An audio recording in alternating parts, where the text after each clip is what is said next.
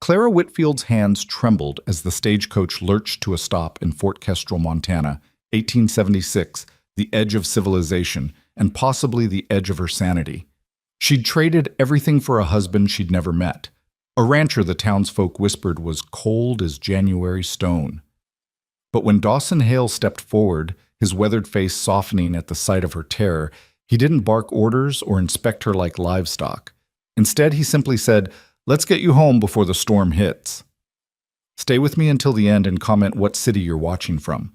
I want to see how far this story travels." The stagecoach wheels groaned to a halt, kicking up a cloud of Montana dust that coated Clara's already gritty traveling dress. Through the smudged window, she could see the crude wooden buildings of Fort Kestrel lining a single dirt road, more of a wide path, really, that looked like it might wash away with the next hard rain. This was it, the place she'd gambled her entire future on. The place where a man she'd never laid eyes on waited to claim her as his bride. Clara pressed her gloved hand against her churning stomach and forced herself to breathe. The corseted bodice she'd worn for 3 days straight felt like an iron cage, and the August heat pressing through the coach's thin walls made her dizzy. Or maybe that was just terror. "Fort Kestrel," the driver shouted, his voice rough from days of trail dust. "Last stop, folks. If this ain't where you're meant to be, you sure as hell better speak up now." Clara wasn't entirely certain this was where she was meant to be, but she had nowhere else to go. Philadelphia was a month and 1,000 miles behind her. Her father's debts, his death, her stepmother's cold insistence that Clara was now a burden the household couldn't afford, all of that was sealed away like a tomb she'd never reopen. The mail-order bride arrangement had seemed like Providence when she'd first read the advertisement in the Philadelphia Ledger. "Widowed rancher seeks respectable woman for marriage. Must be of sound character and willing to embrace frontier life. Montana Territory. Reply to Dawson Hale, Fort Kestrel." It had been simple. Painfully. Almost insultingly simple. No flowery language about love or companionship. Just a transaction spelled out in ink and desperation. Claire had written back that same evening. Within 2 weeks, she'd received his reply. A short letter, carefully penned, agreeing to the arrangement and enclosing travel funds. He'd written almost nothing about himself, except that he owned a cattle ranch called Hale's Glen, that he was 34 years old, and that he expected her to arrive by late summer. She'd tried to convince herself it was romantic in a strange, frontier sort of way. But then the whispers started. Her boarding house neighbor in Omaha, where Clara had stopped to rest during her journey west, had paled when Clara mentioned Fort Kestrel. "You're not going to marry Dawson Hale, are you?" the woman had asked, her eyes going wide. "Yes," Clara had answered, her stomach already sinking. "Why? Do you know him?" "I know of him. My cousin used to freight supplies out that way. Said Hale's a hard man, cold. Lost his first wife in childbirth and never quite came back from it. Works his ranch hands near to death and barely speaks a word to anyone. Some say he's cruel. Others just say he's empty." Clara hadn't slept that night. She'd lain awake in the narrow boarding house bed, staring at the water-stained ceiling and wondering if she was traveling toward marriage or toward a slow, isolated death. But what choice did she have? Her stepmother had made it clear. There was no room for Clara in Philadelphia, not unless she wanted to end up in a factory, or worse. At least in Montana, Clara would have a roof over her head. At least she'd be someone's wife, even if that someone was a cruel, empty man who saw her as nothing more than a replacement for what he'd lost. The stagecoach door swung open, and the driver's weathered face appeared. "Miss Whitfield, this is your stop, ma'am." Clara's heart hammered so hard she was certain everyone within 10 feet could hear it. She smoothed her traveling dress, a faded blue cotton that had once been her Sunday best, and reached for the small carpet bag that held everything she owned in this world: 2 extra dresses, undergarments, a Bible her mother had given her before she died, and a single daguerreotype of her parents on their wedding day. "Thank you," she managed, her voice barely above a whisper. The driver helped her down, his grip firm but perfunctory. The moment her boots touched Montana soil, Clara felt the full weight of what she'd done. There was no turning back now, even if she wanted to flee. She had exactly 73 cents to her name and no means of getting anywhere. The street, if you could call it that, was nearly empty in the late afternoon heat. A few rough-looking men loitered outside what appeared to be a saloon, their eyes tracking her with an interest that made her skin crawl. A woman in a faded calico dress swept the boardwalk in front of a general store, pausing to stare at Clara with open curiosity. "Your trunk's on top," the driver said, already climbing back up to the luggage rack. "Where do you want it?" Clara opened her mouth to answer, but before she could speak, a deep voice cut through the dusty air. "I'll take it." She turned, and there he was. Dawson Hale was tall, taller than Clara had imagined, with broad shoulders that strained the fabric of his work shirt. His face was tanned and weathered, carved with lines that spoke of years under the brutal Montana sun. Dark hair, streaked with premature gray at the temples, curled slightly beneath the brim of his worn hat. His eyes, when they met hers, were the color of storm clouds, gray-blue and utterly unreadable. For a long moment, they simply stared at each other. This was him. This was the man she'd promised to marry. The man who might be cruel, might be empty, might be everything the whispers had warned her about. But as Clara searched his face for signs of the harshness she'd been told to expect, she found herself uncertain. Yes, his expression was reserved, almost guarded, but there was something in the way he stood there, hat in his hands now, waiting for her to speak first, that didn't quite match the monster from her fears. "Miss Whitfield?" he said finally, his voice low and careful. "I'm Dawson Hale." Clara's throat had gone dry as old leather. She nodded, not trusting herself to speak. He shifted his weight, clearly uncomfortable. "Your journey? Was it tolerable?" "Yes," Clara managed, though it was a lie. The journey had been grueling, terrifying, and lonelier than she'd thought possible. "Thank you for asking." Dawson nodded once, then turned to the stagecoach driver, who had wrestled Clara's battered trunk to the edge of the luggage rack. "I've got it from here, Mac." "You sure, Hale? This thing's heavier than it looks." "I'm sure." Without visible effort, Dawson lifted Clara's trunk, which contained her entire life packed into wood and brass hinges, and settled it on his shoulder. He didn't grunt, didn't strain, just bore the weight as if it were nothing at all. "My wagon's just there," he said, gesturing with his free hand toward a sturdy-looking buckboard hitched to 2 horses. "We should get moving. There's weather coming." Clara glanced at the sky. It was still bright blue, dotted with only a few harmless-looking clouds. "Weather?" "Storm," Dawson said shortly. He was already walking toward the wagon, her trunk balanced on his shoulder. "You learn to read the signs out here. We've got maybe 2 hours before it hits." Clara hurried after him, her skirts kicking up little puffs of dust. The men outside the saloon were definitely staring now, their conversation dying away as she passed. She caught a few muttered words, Hale's bride, and pretty little thing, and something else she was glad she couldn't quite make out. Dawson loaded her trunk into the wagon bed with surprising care, securing it with rope so it wouldn't shift during the ride. Then he turned to Clara, and for the first time she saw something flicker across his face. Uncertainty, maybe, or concern.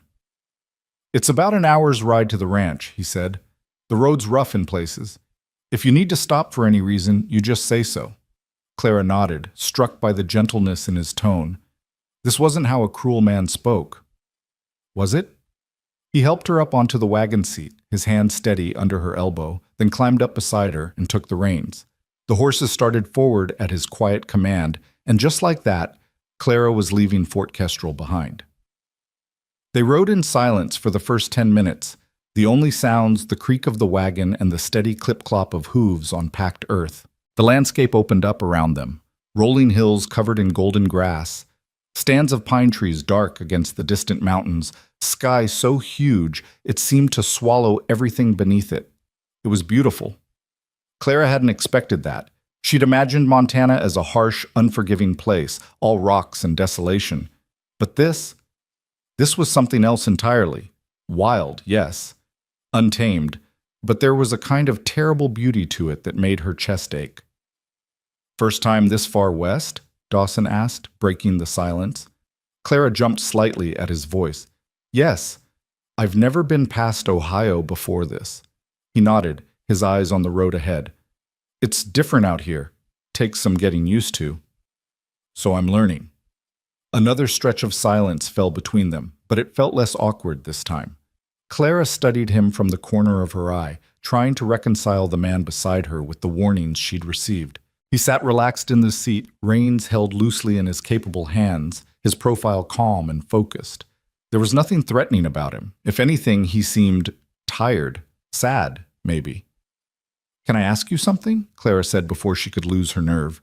Dawson glanced at her, one eyebrow raised. "I suppose that's your right, seeing as we're about to be married." The bluntness of it made Clara's cheeks burn, but she pressed on. Why did you want a mail-order bride, if you don't mind my asking?" For a long moment she thought he wasn't going to answer. His jaw tightened and his gaze returned to the road. Then quietly, "The house is too quiet." Clara waited, sensing there was more. "My first wife, Anne," Dawson continued, his voice carefully controlled, "she died 3 years ago, childbirth. The baby didn't make it either. After that, He paused, seeming to search for words. "I managed, kept the ranch going, kept myself busy, but the silence, it started to feel like it was eating me alive. I don't need someone to cook and clean, Miss Whitfield. I can do those things myself. What I need is someone who'll stay, someone who'll make the house feel like it's not a tomb."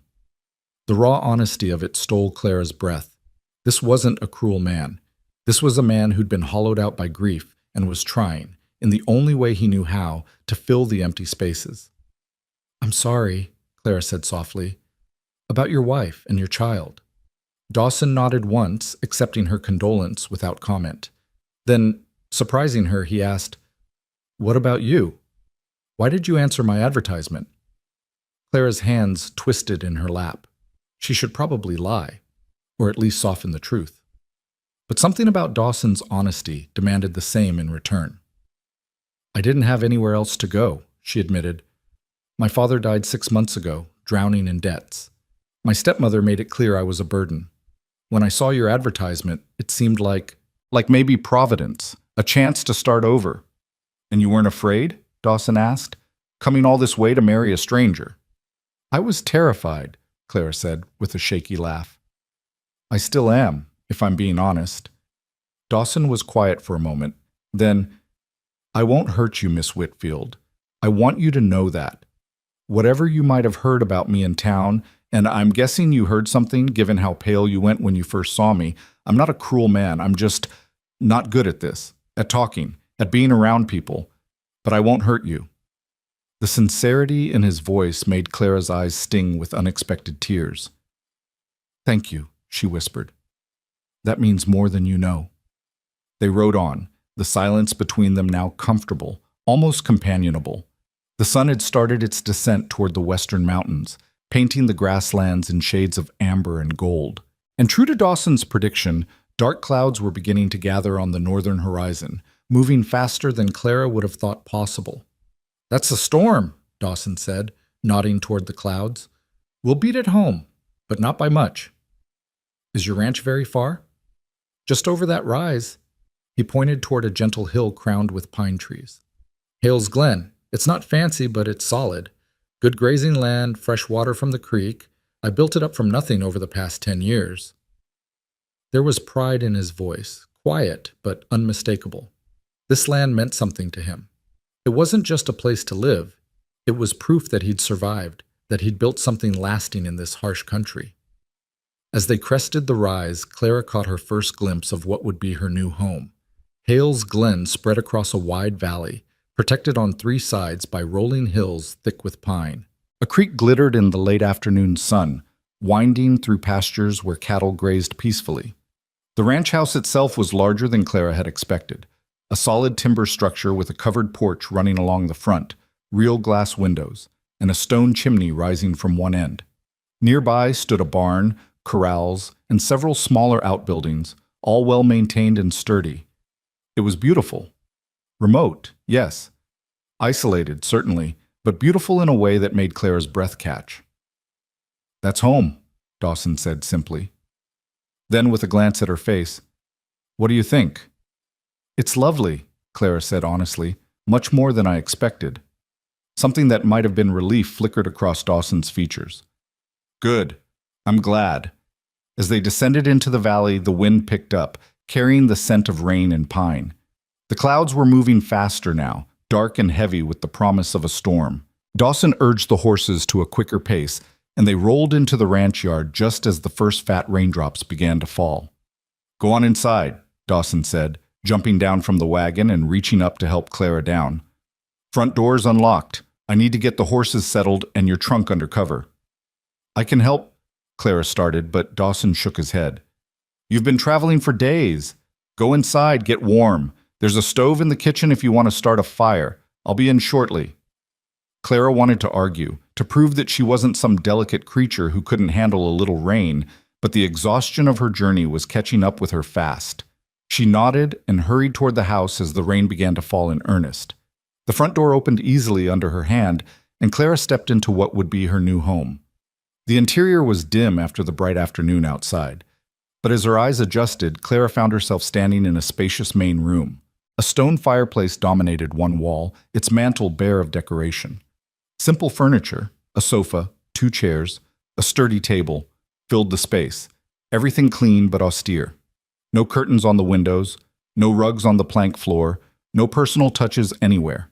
It was exactly what Dawson had described, a house, not a home. Clara moved deeper into the room, her wet skirts leaving damp footprints on the floor. To her left, an open doorway led to what appeared to be a kitchen.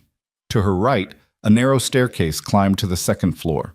Everything was well built and functional, but there was a coldness to it, an emptiness that had nothing to do with temperature. This was what 3 years of grief looked like. A man living but not really alive, maintaining but not thriving, surviving but not healing. Thunder rumbled outside, and rain began to hammer against the roof. Clara moved to the kitchen, found matches on a shelf, and set about starting a fire in the cast-iron stove. The familiar task steadied her nerves. By the time Dawson came inside, dripping wet and carrying her trunk on his shoulder, the kitchen had started to warm, and Clara had found the coffee pot. "You didn't need to do that," Dawson said, setting her trunk down near the stairs. Water dripped from his hair, running in rivulets down his face. "I wanted to help," Clara said. "And you're soaked. You should change before you catch cold." Dawson looked down at himself as if just noticing his drenched state. "I suppose you're right." He hesitated, then said, "I'll show you your room first. Get you settled." "Your room, not our room." Clara felt a wave of relief so intense it nearly buckled her knees. Whatever else Dawson Hale might be, he wasn't going to force himself on her. Not tonight. Maybe not ever, if she didn't want it. He lifted her trunk again and headed for the stairs. Clara followed, her exhaustion making each step feel like climbing a mountain. The second floor consisted of a narrow hallway with 3 doors. Dawson stopped at the first one. This was going to be the nursery," he said quietly. "But I never finished it. It's empty now. The room at the end of the hall is mine. This middle one," he pushed open the door, "is yours, for now. For as long as you need it." The room was small but clean, with a real bed, a wardrobe, a washstand, and a window overlooking the valley. Like the rest of the house, it was bare of any personal touches, but the bed had clean sheets, and someone, Dawson, Clara realized, had placed a vase of wildflowers on the windowsill. That single gesture, so small and thoughtful, made Clara's throat tighten with emotion. "It's perfect," she said. "Thank you." Dawson set her trunk at the foot of the bed, then stood there awkwardly, water still dripping from his clothes. "There's water in the pitcher if you want to wash up. Clean towels in the wardrobe. I'll leave you to rest." But he was backing toward the door when Clara found her voice. "Dawson?" He stopped, turning back. "Yes?" "The flowers," Clara said, gesturing to the windowsill. "Did you pick them?" A flush crept up his neck, visible even in the dim light. I wanted the room to feel welcoming. Anne always said a house needs flowers to feel like a home." Clara's heart clenched. Here was this gruff, grieving man trying so hard to make her feel wanted, to make this house feel like something more than a silent tomb. How could anyone think him cruel? "They're beautiful," Clara said softly. "Thank you." Dawson nodded once, then retreated, pulling the door shut behind him with a quiet click. Alone for the first time in days, Clara sank onto the edge of the bed and let out a long, shaky breath. Outside, the storm raged, wind howling around the corners of the house and rain hammering the roof like a drumbeat. But inside, in this small room with its wildflowers and clean sheets, Clara felt something she hadn't felt in months. Safe. She didn't know what the future held. Didn't know if she and Dawson would ever truly be husband and wife in more than name. Didn't know if she could make a life here in this vast, lonely country. But for the first time since she'd stepped onto that stagecoach in Philadelphia, Clara thought maybe, just maybe, she hadn't made a terrible mistake after all. Maybe Providence had led her here for a reason. Maybe this quiet, grieving man with his empty house and his wildflowers was exactly where she was supposed to be. The storm raged on through the night, but Clara barely heard it. Exhausted beyond measure, she changed into her nightgown, crawled beneath the clean quilts, and fell into the deepest sleep she'd had in months. When she woke the next morning to pale sunlight streaming through her window and the smell of coffee drifting up from the kitchen, Clara Whitfield knew one thing for certain. Her new life had begun, and whatever came next, she would face it with courage. Even if that courage sometimes looked a lot like desperate hope. But hope, Clara was learning, was its own kind of strength. And in this wild Montana country, with a man who spoke softly and picked wildflowers for a stranger's room, hope might just be enough. The morning sun had burned away the last traces of storm clouds by the time Clara descended the stairs, her hair hastily pinned and her second-best dress smoothed as neatly as exhaustion would allow. The house was quiet, almost eerily so, and for a moment Clara wondered if Dawson had already left for the day's work. But then she heard the soft clink of a cup being set down, and she found him in the kitchen, standing by the stove with a coffee pot in hand. He'd changed into dry clothes, dark trousers, a simple cotton shirt with the sleeves rolled to his elbows, and his hair was still damp from what must have been a quick wash. When he heard her footsteps, he turned, and something flickered across his face. Surprise, maybe, or uncertainty. "Morning," he said. "I wasn't sure what time you'd wake. There's coffee, and I can make breakfast if you're hungry." Clara blinked, momentarily thrown by the offer. "You cook?" A ghost of a smile touched Dawson's mouth. 3 years of living alone teaches a man a few things. I won't claim it's fancy, but it's edible. "I can cook," Clara said quickly, moving toward the stove. "Please, let me. It's the least I can do after—" "Miss Whitfield." Dawson's voice was gentle but firm. He set the coffee pot down and turned to face her fully. "I didn't bring you here to be my cook and housekeeper. I meant what I said yesterday. I can manage those things myself. What I need is company. Someone who'll make this place feel less like a mausoleum." The word hung in the air between them, stark and honest. Clara's hands twisted in her skirts, her mind racing. She'd spent the entire journey west preparing herself to be useful, to earn her keep through labor and service. The idea that Dawson wanted something else entirely, something as simple and complicated as presence, left her feeling unmoored. "I don't know how to just be here," she admitted quietly. "I need to do something. Otherwise I'll feel like a burden." Dawson studied her for a long moment, his gray-blue eyes thoughtful. Then he nodded, as if coming to some internal decision. "All right, how about this? We share the work. I'm not asking you to be idle, but I'm also not asking you to wait on me hand and foot. We're partners in this arrangement, equals. Does that sit better with you?" Partners, equals. The words were so foreign to everything Clara had been taught about marriage that she almost laughed. But Dawson's expression was completely serious, even earnest. "Yes," Clara said. "That sits better." "Good." Dawson handed her a cup of coffee, their fingers brushing briefly in the exchange. "Then let's start with breakfast. I'll slice the bacon if you'll handle the eggs and biscuits." They worked together in the small kitchen, moving around each other with the awkwardness of strangers learning a new dance.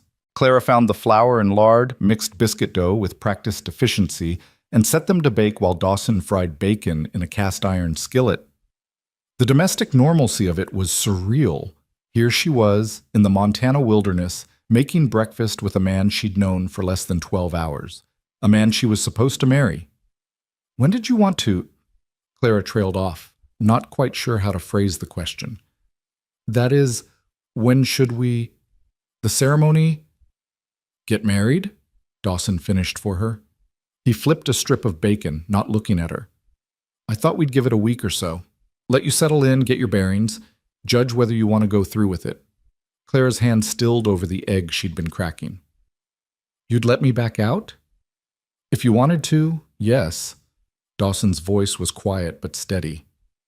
I won't trap you here, Miss Whitfield. If you decide this isn't the life you want, I'll pay your passage back east. No questions asked. The offer should have been reassuring. Instead, it made Clara's chest ache with an emotion she couldn't quite name. This man, this supposedly cruel, empty man, was giving her an escape route, even though it would cost him money he'd already spent and leave him alone again in his too-quiet house.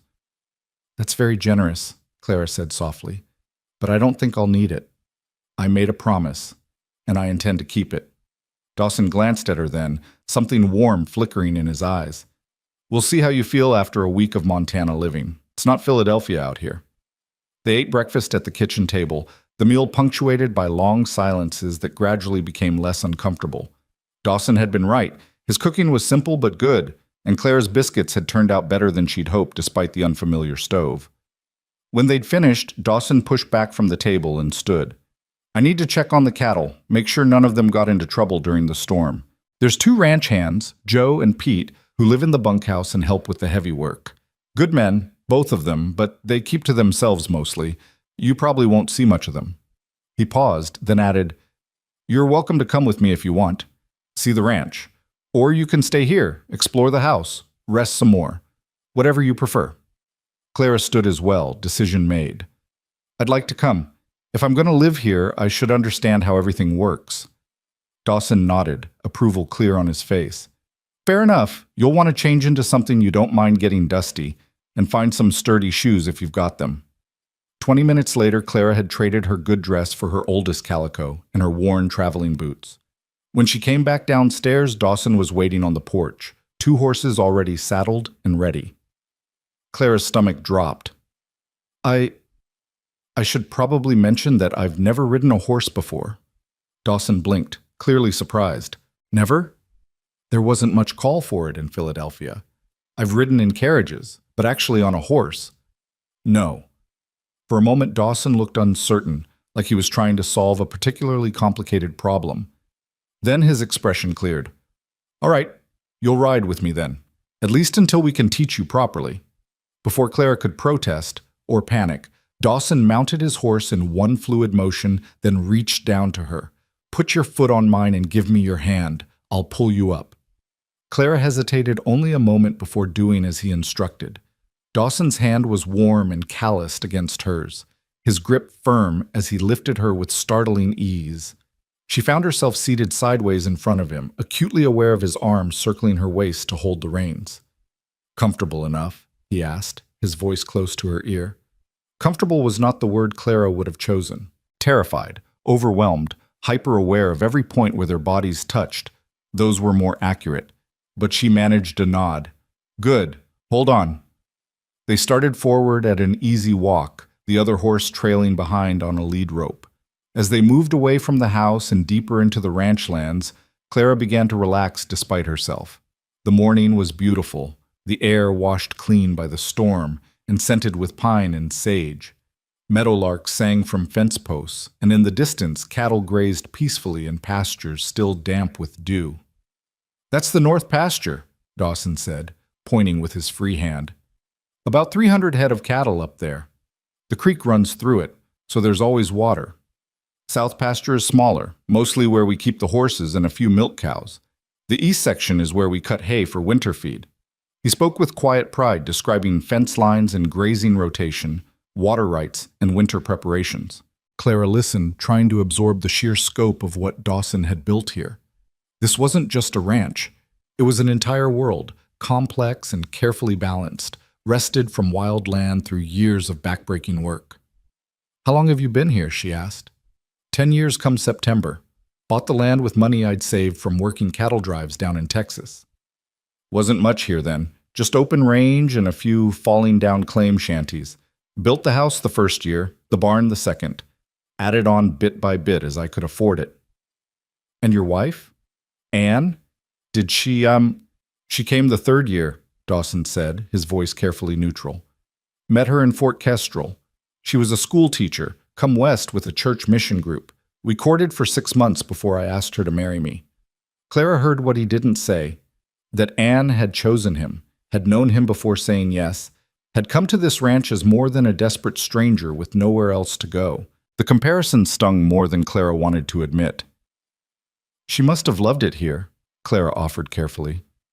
Dawson was quiet for so long that Clara thought he might not answer. Then, she tried to. Anne was a town girl like you. The isolation was hard on her. She missed having neighbors, missed teaching, missed the social life she'd had back east.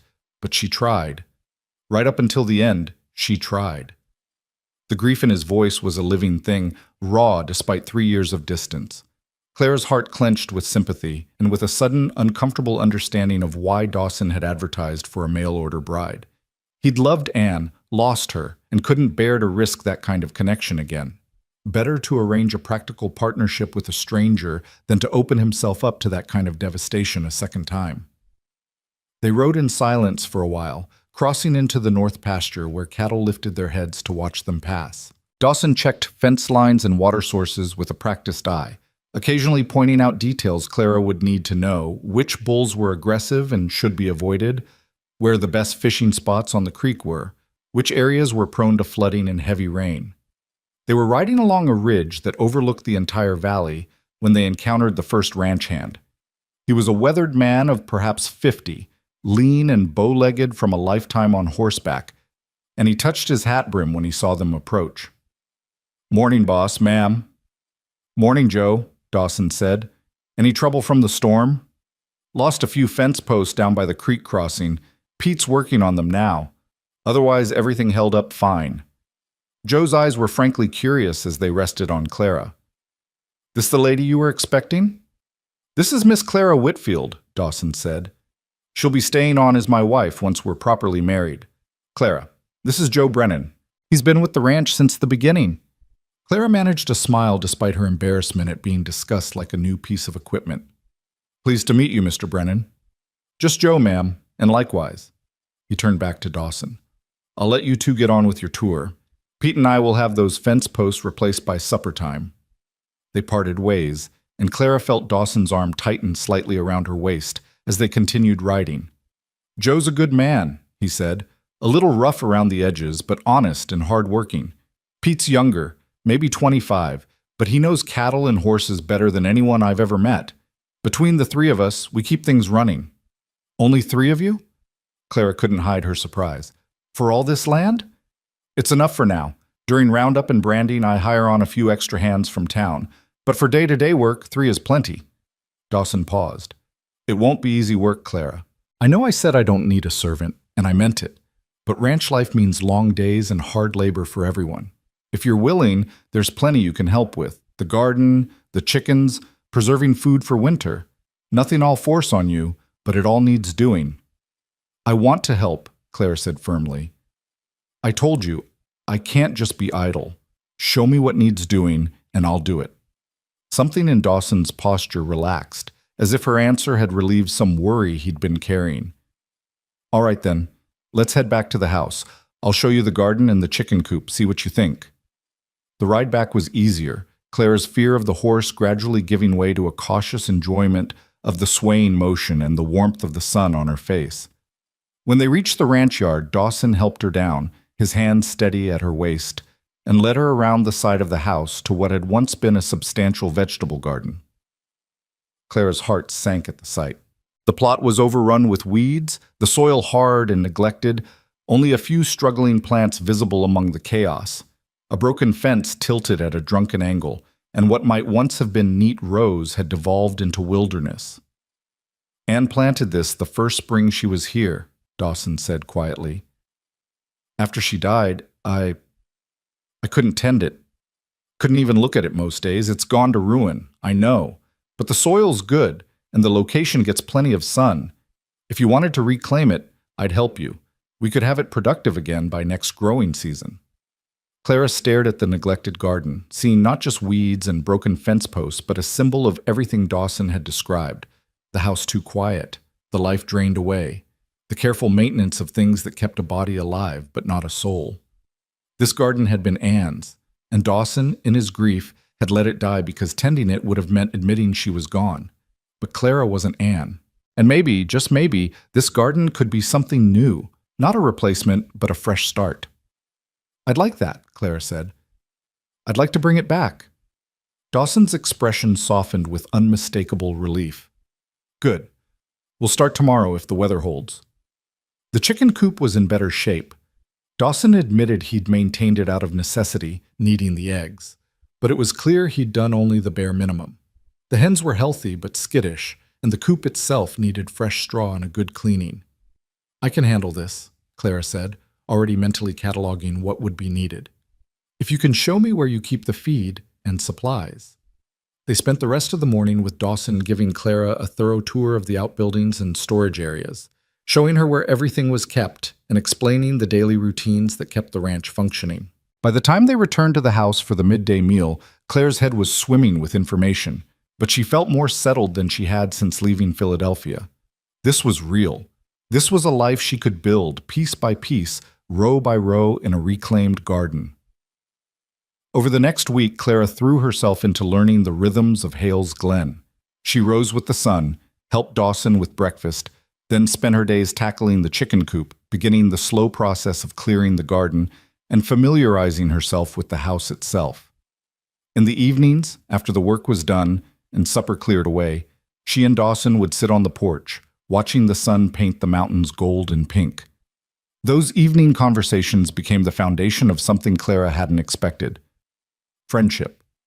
Dawson, she discovered, was not naturally talkative, but when he did speak, it was worth listening to. He told her about the land, about the cattle, about the harsh Montana winters and the brief blazing summers. He spoke carefully of Anne, sharing small memories that helped Clara understand the woman who'd lived here before her.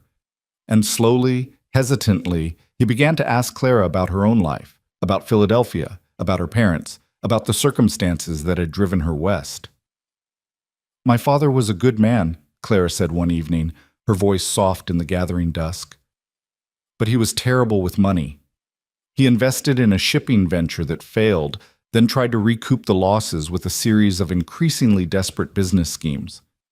When he died, we found out he'd mortgaged everything, even things that didn't belong to him. My stepmother, his second wife, decided the quickest solution was to marry me off to one of her nephew's friends, a man 3 times my age with a reputation for cruelty to his servants." Dawson's hands tightened on the porch railing. "So you ran." "So I found your advertisement and chose a different unknown," Clara said. "At least here, I'm choosing my own fate." "And is it what you expected?" Dawson asked. "This life?" Clara considered the question seriously.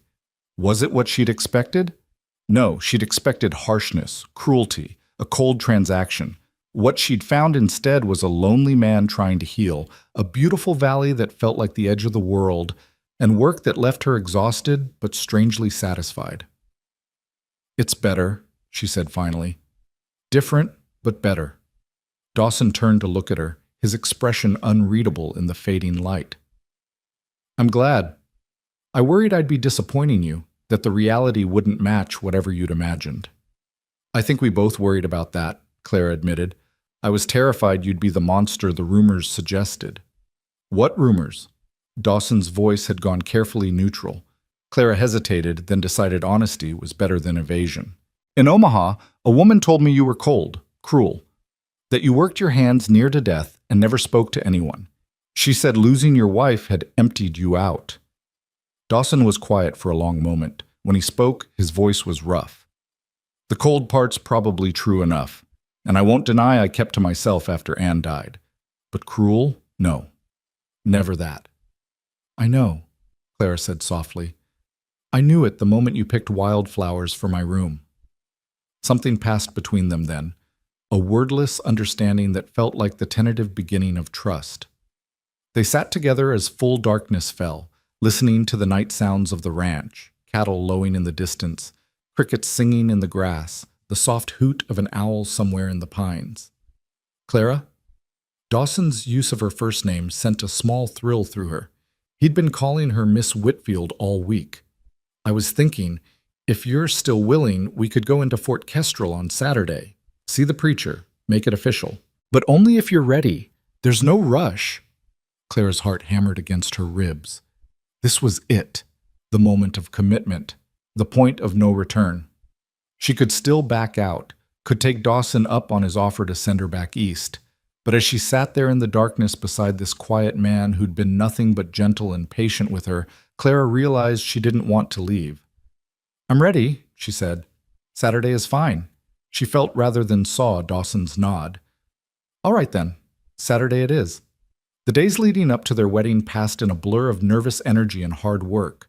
Clara attacked the garden with renewed determination, clearing weeds and turning soil until her hands blistered despite the gloves Dawson insisted she wear.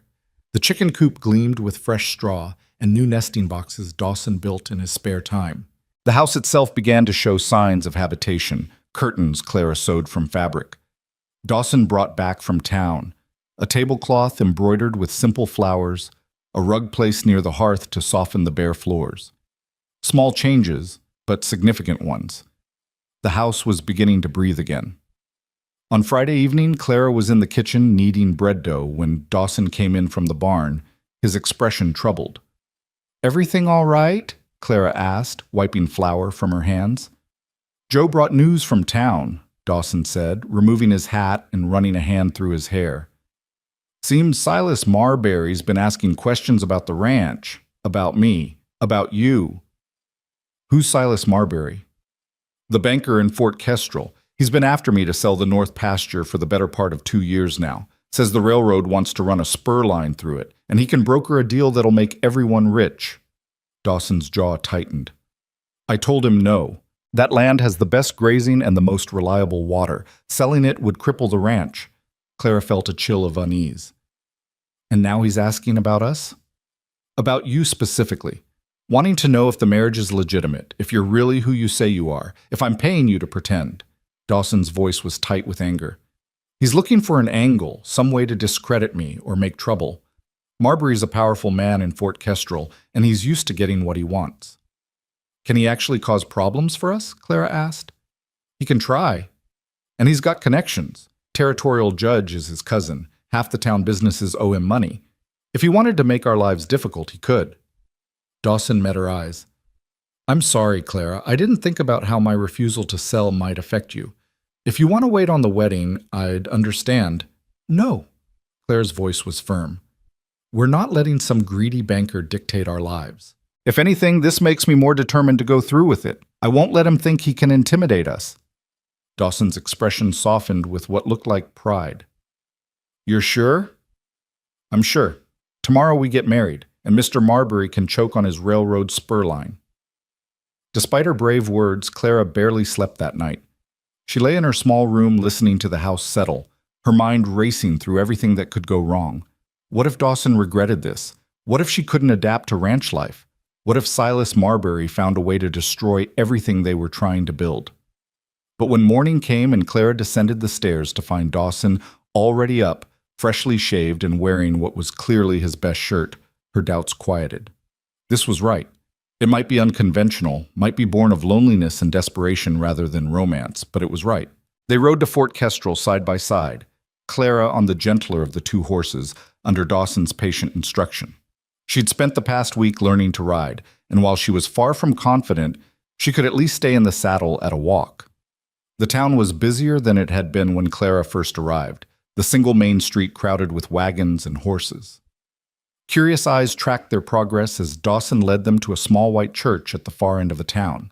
Reverend Michaels was a kind-faced man in his 60s who greeted them warmly and asked no uncomfortable questions. His wife served as witness, and the ceremony itself was brief and simple. Clara repeated her vows in a voice that shook only slightly, and Dawson's voice was steady and sure as he promised to honor and protect her. When the Reverend pronounced them husband and wife, Dawson leaned in and pressed a chaste kiss to Clara's forehead, gentle, respectful, nothing that would frighten her. But his hand found hers and squeezed, a silent acknowledgement of the commitment they'd just made. They were leaving the church when a voice called out behind them. Hale?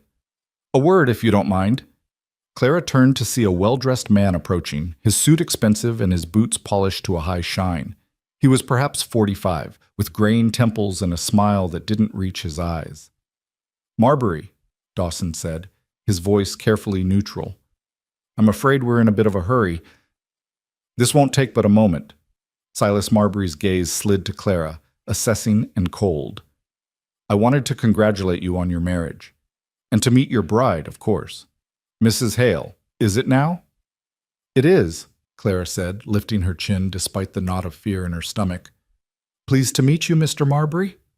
The pleasure is mine, I assure you.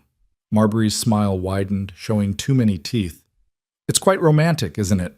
A mail-order bride traveling all this way to marry a man she's never met. One does wonder what desperate circumstances would drive a woman to such lengths. The insult was thinly veiled, and Clara felt Dawson tense beside her. But before he could respond, Clara stepped forward. The same circumstances that drive anyone to seek a better life, Mr. Marbury. Courage, hope, and a willingness to work for what I want. You might try it sometime. For a moment, genuine surprise flickered across Marbury's face. Then his expression hardened. Charming. Hale, when you tire of playing house, my offer still stands. The railroad is coming whether you like it or not. You can either profit from it or be crushed by it. Then I suppose I'll be crushed, Dawson said quietly, because that land's not for sale. Not to you, not to the railroad, not to anyone. Marbury's eyes went cold as winter stone. We'll see about that. He tipped his hat in a mockery of politeness. Good day, Mrs. Hale. I suspect we'll be seeing quite a bit of each other in the coming months. He walked away, leaving a trail of unease in his wake. I'm sorry, Dawson said as they mounted their horses. That's exactly the kind of scene I'd hoped to avoid on your wedding day. Don't apologize, Clara said. You did nothing wrong, and neither did I. That man is a bully, and bullies need to be stood up to. Dawson looked at her with open admiration. You handled him better than I ever have. He's used to people backing down. Then it's past time someone didn't. Clara gathered her reins, surprised by her own boldness. A week ago, she would have been terrified to speak that way to a powerful man. But something about this place, about Dawson's quiet strength and the life they were building together, was changing her, making her braver. They rode home through the golden afternoon, and when they crested the final hill and saw Hale's Glen spread out below them, Clara felt a fierce surge of possession. This was hers now. Her home, her land, her life. And she'd be damned if she let Silas Marbury or anyone else take it away. That night, after a quiet wedding supper and evening chores, Clara and Dawson stood together on the porch, watching the stars emerge. Are you happy? Dawson asked suddenly. With how things turned out? Clara considered the question. Was she happy? It was too soon to say, but she was content and more hopeful than she'd been in months, and that was enough for now. I am, she said. Are you? Yes, Dawson said simply.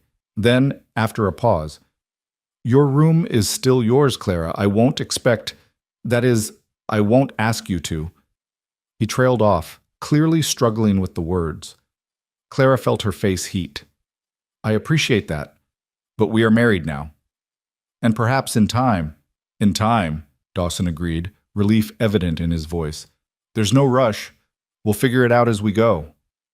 They stood together in comfortable silence, bound now by law and by a growing respect that might someday become something deeper. The future stretched ahead of them, uncertain but full of possibility.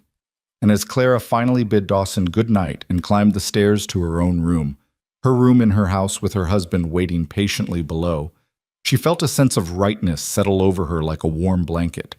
She'd come to Montana as a frightened girl with nowhere else to go, but she was becoming something different here, a woman with purpose, with a home to defend, with a partner who saw her as an equal.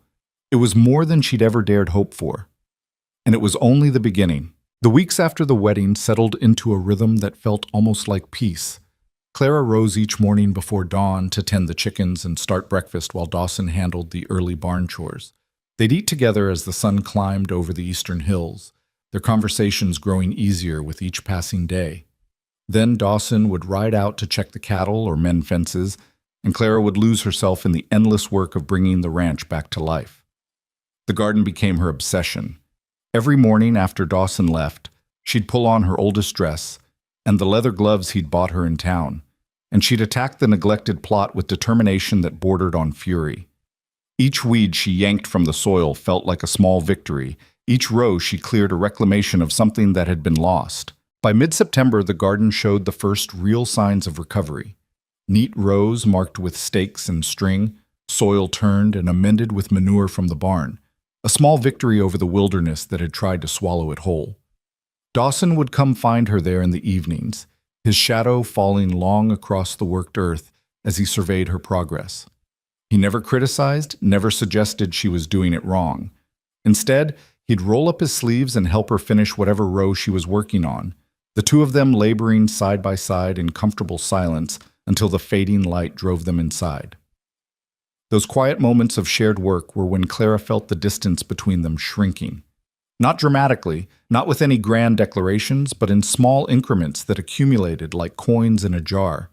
The way Dawson would steady her elbow when she climbed down from the wagon, the way Clara learned to read his moods in the set of his shoulders and the line of his jaw. The way they'd started sitting closer together on the porch in the evenings, until the space between them was barely a hand's width. It was during one of those evenings, when autumn had begun to paint the aspens gold and the air carried a hint of the winter to come, that Clara first felt the flutter low in her belly that made her breath catch. She'd missed her monthly courses. Once could have been stress or the rigors of travel and adjustment. But twice? That was something else entirely. Clara pressed a hand to her stomach, her heart hammering as she did the calculations. 6 weeks since the wedding, 7 weeks since she'd arrived at Hales Glen. It was possible, more than possible. "You all right?" Dawson's voice broke through her thoughts. He was watching her with concern, a cup of coffee halfway to his lips. "You've gone pale." "I'm fine," Clara said quickly, dropping her hand. "Just tired, I think. It's been a long day." It wasn't a lie exactly.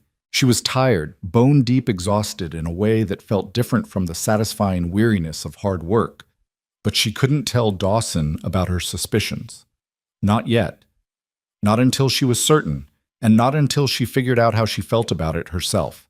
Because the truth was, the possibility of carrying Dawson's child terrified her as much as it thrilled her. They were still learning each other, still navigating the strange territory between strangers and spouses. A child would change everything, would bind them together in ways that went far beyond legal documents and shared meals. And there was Anne to consider. Anne, who had died bringing Dawson's child into the world. Anne, whose loss still haunted every corner of this house. Clara excused herself early that night, claiming a headache that wasn't entirely fabricated. As she lay in her bed, still her own bed in her own room, because despite being married, they'd maintained their careful distance, she let her hand rest on her still flat stomach and tried to imagine a future where she swelled with new life, where Dawson's careful reserve cracked open to make room for joy. It was a future she wanted, Clara realized with startling clarity. Wanted with an intensity that frightened her. But wanting and having were two very different things, especially in a place where childbirth could mean death and where the nearest doctor was a hard day's ride away. The next morning, Clara woke to the smell of smoke. Not the pleasant wood smoke of the kitchen stove, but something acrid and wrong. She threw on her wrapper and rushed downstairs to find Dawson already dressed, his face grim as he stared out the kitchen window. "What is it?" Clara asked, her stomach knotting with dread. "Grass fire. On the north ridge, right at the edge of our property line." Dawson's voice was tight with controlled fury. "Joe spotted it when he went out for the early check. It's not natural, Clara. Someone set it deliberately." Clara moved to the window and saw the thin column of smoke rising against the dawn sky. Even from this distance, she could see the orange glow at its base, could imagine the flames eating through the dry autumn grass. "Marbury," she breathed. "Can't prove it," Dawson said, already moving toward the door. "But yes, I'd bet my last dollar he's behind it. That fire's positioned to push toward our north pasture if the wind shifts. It's a warning, or an attempt to drive the cattle off the land, or both." He grabbed his hat from the hook. "I need to get up there with Joe and Pete, try to create a fire break before it spreads. You stay here. Keep watch on the house." "No." Clara's voice was firm. If you need to fight that fire, you need every available hand. Show me what to do. Dawson turned to her, clearly torn between practicality and the desire to keep her safe. Clara, it's dangerous. Everything out here is dangerous, Clara cut him off. Childbirth is dangerous. Winter is dangerous. Life is dangerous, Dawson. Now stop wasting time and tell me what I can do to help save our ranch. Something flickered in Dawson's eyes. Respect, maybe, or the beginning of something deeper. He nodded once, decision made. All right. Get dressed in your heaviest clothes, nothing that'll catch easy. Boots, gloves, a hat to cover your hair. We ride in 5 minutes. Clara had never moved faster in her life. She threw on her oldest dress, layered a heavy shawl over it, wrapped a scarf around her head, and was back downstairs before Dawson had finished loading supplies onto the wagon. They rode out together into the smoke-tinged dawn, Clara clinging to the wagon seat as Dawson pushed the horses to a pace that made her teeth rattle. The fire was worse up close. What had looked like a small blaze from the house revealed itself as a line of flames, perhaps 200 yards long, creeping steadily through the dry grass toward the fence line that marked Dawson's property. Joe and Pete were already there, frantically digging a fire break with shovels, their faces streaked with soot and sweat despite the morning chill. It jumped the creek about 20 minutes ago, Joe shouted over the crackle of flames. We're trying to clear enough grass to stop it, but we need more hands. Dawson jumped down from the wagon and grabbed a shovel, then thrust another into Clara's hands. Dig down to bare dirt, he instructed, his voice urgent. We need a strip at least 6 feet wide with nothing for the fire to catch on. Can you do that? Clara's hands were already closing around the shovel handle. Show me where. They worked like demons as the sun climbed higher and the wind began to pick up. Clara's world narrowed to the patch of ground in front of her, the bite of the shovel into earth, the desperate need to move faster, dig deeper, clear more ground before the flames reached them. Her back screamed in protest. Her hands blistered even through the gloves. Sweat soaked through her clothes despite the autumn temperature. Around her, the men worked with grim efficiency, Dawson setting a pace that seemed impossible to maintain. But they maintained it anyway, because the alternative was watching everything Dawson had built burn to ash. It was Clara who first noticed the change in the wind. Dawson, she screamed, pointing. The wind's shifting. He looked up, saw what she'd seen, and his face went white. The wind that had been blowing the fire away from the main pastures had reversed direction. In minutes, maybe less, those flames would be racing straight toward 300 head of cattle and the creek that was their only water source. We need to move the herd, Dawson shouted. Joe, Pete, mount up. We've got to push them south before they're trapped. What about the fire? Pete yelled back. The fire break will hold or it won't. Right now, those cattle matter more.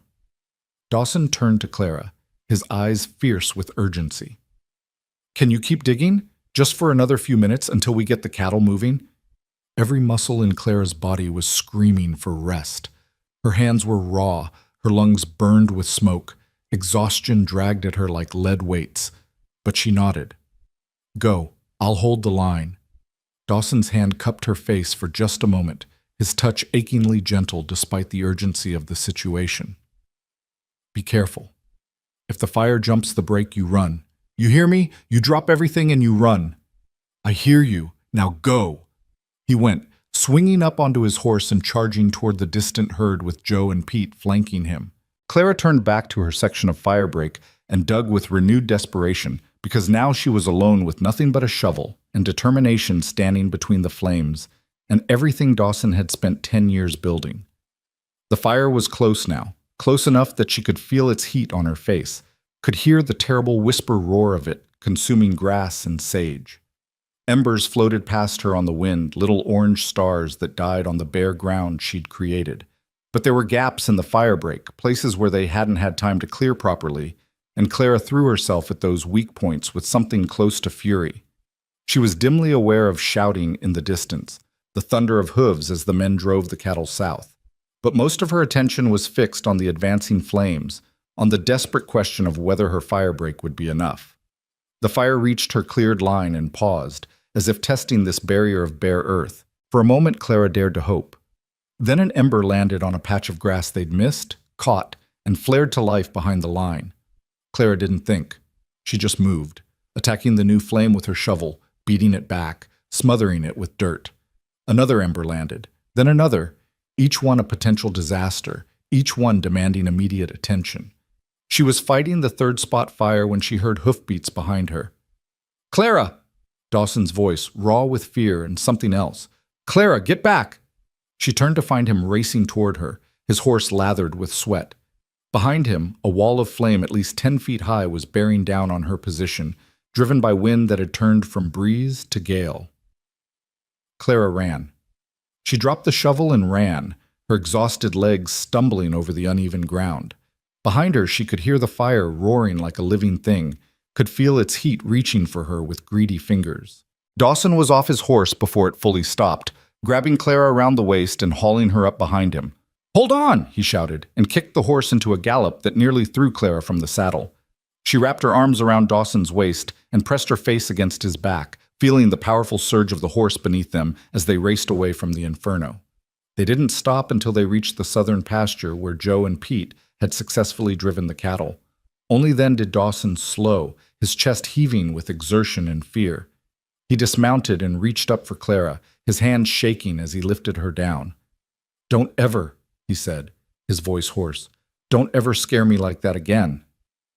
Clara wanted to apologize, wanted to explain that she'd only been trying to help, but before she could speak, Dawson pulled her into his arms and held her with a fierceness that stole her breath. She could feel his heart hammering against her cheek, could feel the tremor in his hands as they pressed against her back. "I thought I was going to lose you," he said into her hair. "I thought I was going to watch you burn and not be able to reach you in time." Clara's arms came up around him, holding just as tightly. "I'm all right. I'm here. We're both all right." They stood like that for a long moment, while around them the cattle milled nervously, and Joe and Pete worked to keep them calm. Finally, Dawson pulled back, his hands moving to cup Clara's face as he studied her with an intensity that made her breath catch. "You're covered in soot," he said, his thumb brushing her cheek, "and your hands are bleeding through your gloves." "So are yours," Clara pointed out. A sound that might have been a laugh escaped Dawson's throat. "Fair point." He glanced back toward the north ridge where smoke still billowed into the sky. "We need to see how much damage was done. But first we need to get you cleaned up and those hands tended." "The ranch?" Clara started. "Can wait another hour," Dawson said firmly. "You're more important." The simple declaration sent warmth flooding through Clara's chest. She was important. Not just useful, not just convenient, but important. To this man, to this life they were building together. They rode back to the house double on Dawson's horse, Clara's arms around his waist, and her cheek resting against his back. The closeness felt different now, charged with something that hadn't been there before. Fear had burned away some barrier between them, left them raw and real with each other in a way that weeks of careful courtesy hadn't achieved. At the house, Dawson insisted on treating Clara's hands himself, his touch gentle as he cleaned the blisters and wrapped them in clean cloth. His own hands were just as bad, but he waved off her attempts to return the favor until she glared at him with enough force that he finally submitted. "You're stubborn," he said as she dabbed salve on his torn palms. "I learned from the best," Clara replied, and was rewarded with a genuine smile. It was the first time she'd seen him smile, really smile. Not just the polite upturn of lips, but a full expression of warmth that transformed his entire face. Clara's breath caught at the sight of it, at the glimpse of who Dawson might have been before grief carved away his lightness. "There," she said softly, finishing the bandaging. "Now we match." Dawson looked down at their wrapped hands, then back up at her, and something passed between them. An acknowledgement, perhaps, of how much had changed in the span of a morning, of how crisis had forged them into something more than two strangers bound by convenience. "Clara," Dawson said, his voice low, "I need to tell you something." But before he could continue, Joe came riding hard into the ranch yard, his face grim. "Boss," he called, "you need to see this." The fire had consumed nearly 50 acres of grassland before the firebreak finally held. The north pasture was scarred black, the fence line destroyed, and several of Dawson's best grazing areas reduced to ash and stubble. But the cattle were safe, the main ranch buildings untouched, and no one had been seriously injured. Standing at the edge of the burned ground, staring at the destruction, Clara felt rage building in her chest. This was deliberate. Someone had done this deliberately, had risked lives and livelihoods just to make a point. "We found where it started," Joe said, leading them to a spot near the creek. Someone piled dry brush and doused it with kerosene. Left the can behind, too. Didn't even try to hide it. Dawson picked up the can, his face like stone. "This came from Marbury's store. I recognized the label." "That's not proof he did it," Pete pointed out. "Could have been anyone who shops there." "It's proof enough for me," Dawson said quietly. "And it means things are about to get worse." He was right. Over the next 2 weeks, a series of small disasters plagued Hales Glen. Fence posts were cut in the middle of the night, allowing cattle to wander onto neighboring property where they had to be retrieved at considerable effort. The lock on the grain storage was broken, though nothing was actually stolen. Someone drove a wagon through Clara's carefully tended garden, destroying a month's worth of work in a single careless pass. Each incident was minor enough that involving the law seemed excessive. But taken together, they painted a clear picture. Someone wanted Dawson to break, wanted him desperate enough to sell that precious North pasture land. Clara watched Dawson grow quieter and grimmer with each new attack. He doubled the watch on the property, riding out at odd hours to check on things himself. He slept less, ate less, carried the weight of defending what was his like a physical burden. And through it all, Clara felt the secret of her pregnancy growing heavier inside her. She was certain now, the morning sickness, the exhaustion, the subtle changes in her body that no amount of denial could explain away. She was perhaps 10 weeks along, maybe 11. Soon it would start to show, and she'd have to tell Dawson. But how could she add that burden to everything else he was carrying? How could she ask him to face the terror of childbirth again when he was already fighting to save his ranch? The decision was taken out of her hands 3 weeks after the fire, when Clara woke before dawn and barely made it to the chamber pot before her stomach rebelled violently. She was still retching when she heard Dawson's footsteps in the hall, heard his knock on her door. "Clara, are you all right?" She wanted to lie, to send him away. But her body chose that moment to heave again, and there was no hiding what was happening. The door opened. Dawson took one look at her, at the chamber pot, at her pale face and shaking hands, and went very still. "How long?" he asked quietly. Clara wiped her mouth with a trembling hand. "I've suspected for a few weeks. I've been certain for about 10 days. Dawson moved to sit on the edge of her bed, his face unreadable. "Why didn't you tell me?" "Because you have enough to worry about," Clara said, her voice barely above a whisper. "Because I didn't want to add this to everything else.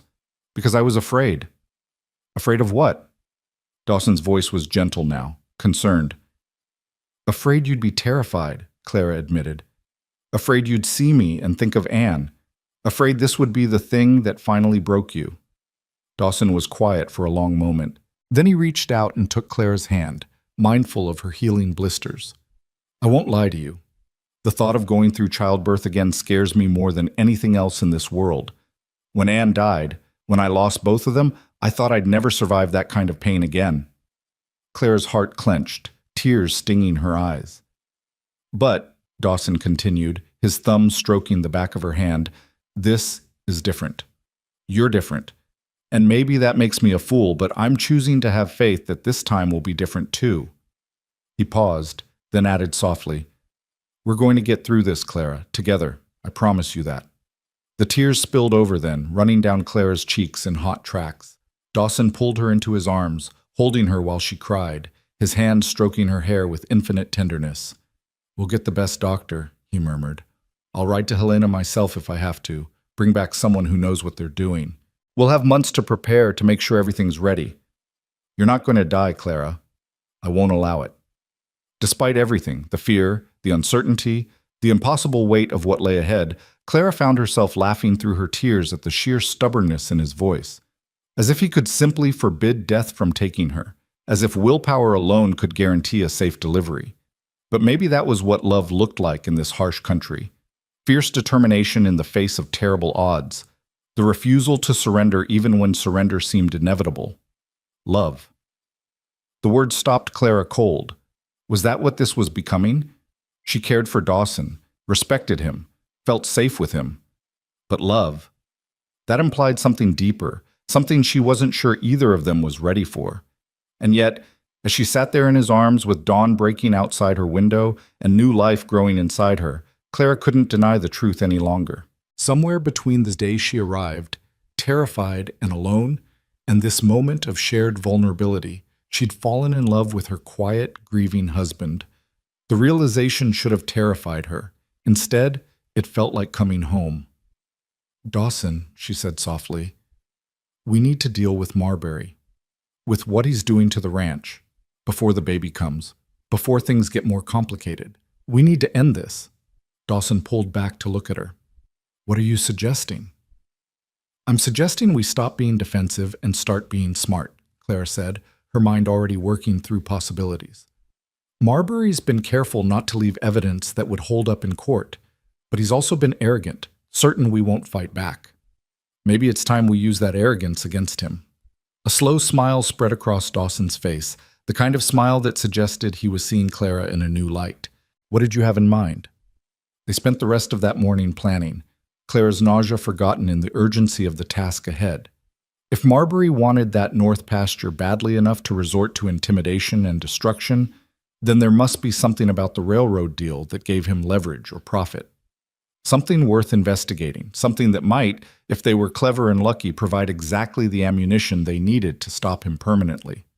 It was Pete who unknowingly provided the key piece of information.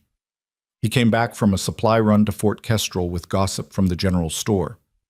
Marbury had been meeting regularly with railroad executives from back east, men in expensive suits who stayed at the best hotel and threw money around like it was water. The meetings were supposed to be secret, but nothing stayed secret in a small town where everyone knew everyone else's business. "They're planning to run the spur line through your north pasture, all right," Pete said, warming his hands around a cup of coffee at the kitchen table. "But here's the interesting part. Apparently the railroad's willing to pay 3 times what Marbury's been offering you. Word is he's planning to buy it cheap, then turn around and sell it to the railroad at full price, pocketing the difference for himself." Dawson's jaw tightened.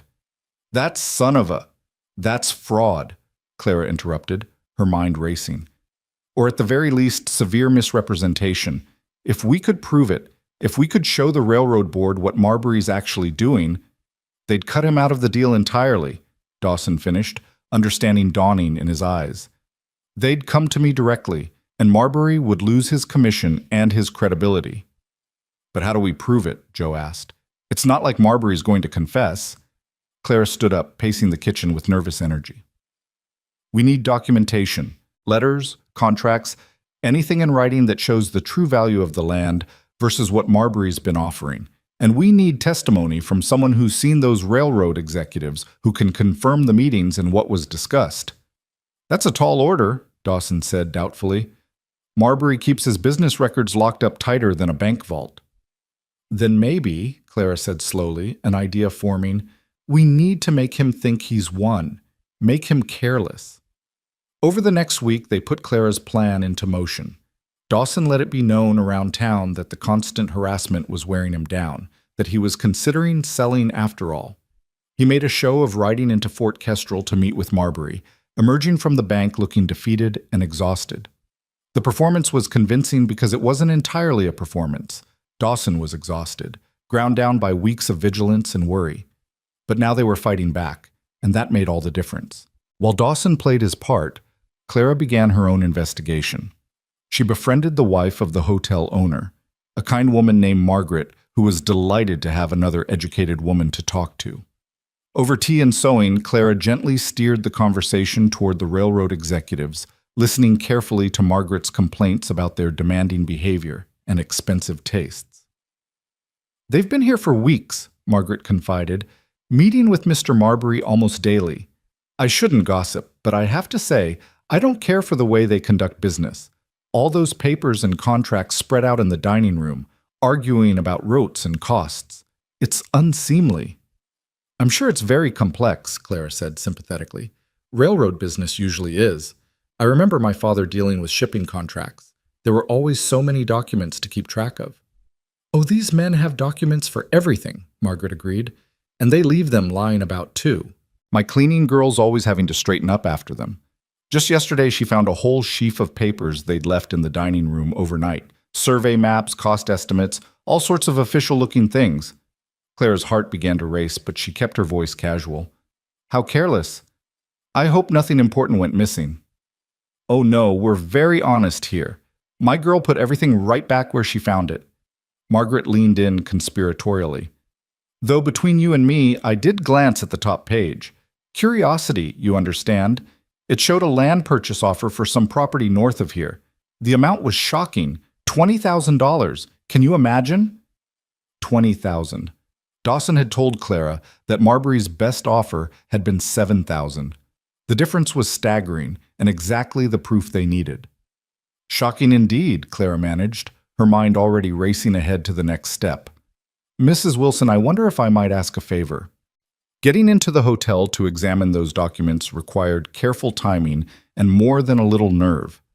Margaret, bless her, had been horrified to learn about Marbury's scheme and was only too happy to help. She arranged for Clara to visit on an evening when the railroad men would be out at supper, giving her perhaps an hour to search the dining room where they conducted their business. Clara went alone, insisting that Dawson stay back at the ranch where his presence wouldn't be missed. Her hand shook as she sorted through the papers spread across the hotel's dining table, her eyes scanning contracts and correspondence by lamplight. There were survey maps showing the proposed rail line cutting directly through Dawson's north pasture. Cost estimates that valued the land at $20,000 for its strategic location and water access. And most damning of all, a letter from Marbury to the railroad president outlining his plan to acquire the property for a reasonable sum and transfer it to the railroad at a modest markup. A modest markup that amounted to $13,000 of pure profit. Clara's hands were steadier now as she carefully copied the most relevant passages into the small notebook she'd brought, making sure to record dates and signatures. She was so focused on her task that she didn't hear the footsteps in the hall until they were nearly at the door. Her heart leaped into her throat.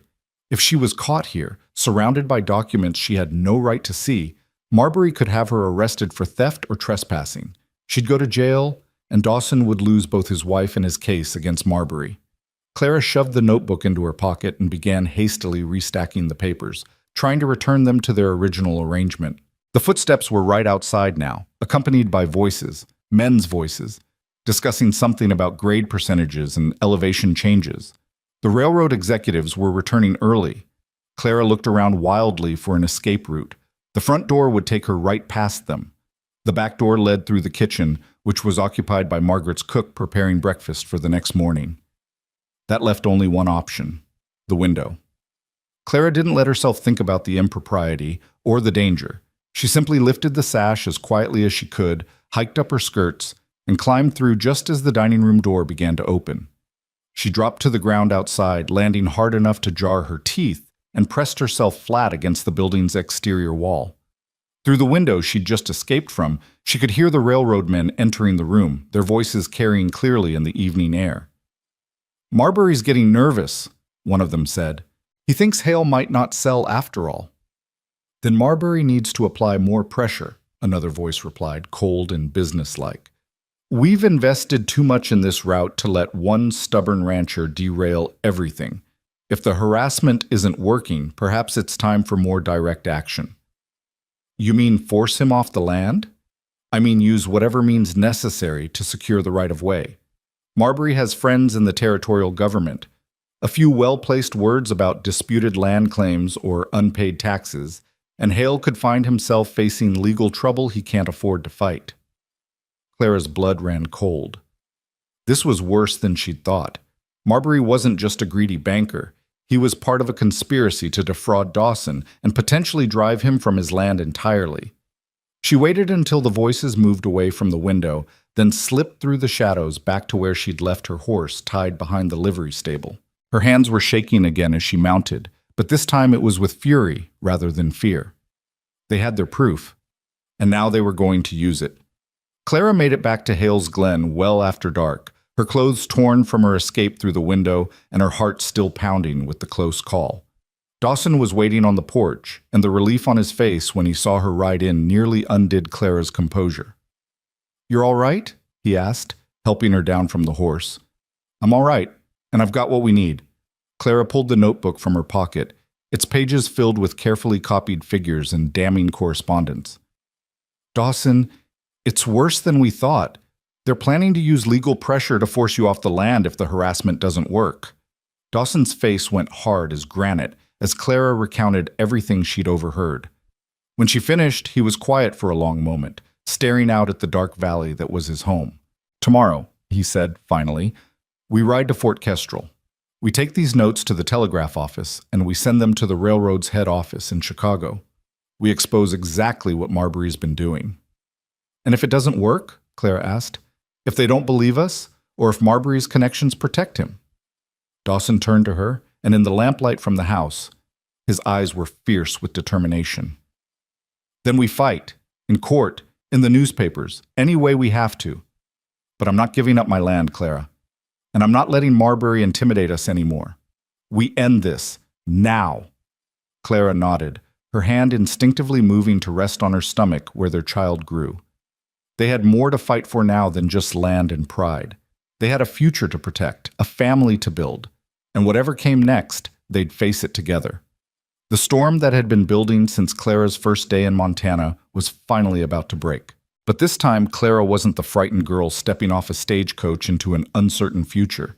She was a woman who'd found her courage in the Montana wilderness, who'd learned to fight fires and stand up to bullies, and love a man who'd taught himself to hope again. Whatever tomorrow brought, they'd be ready. Dawn broke cold and clear over Hales Glen, the kind of crystalline November morning that promised winter wasn't far behind.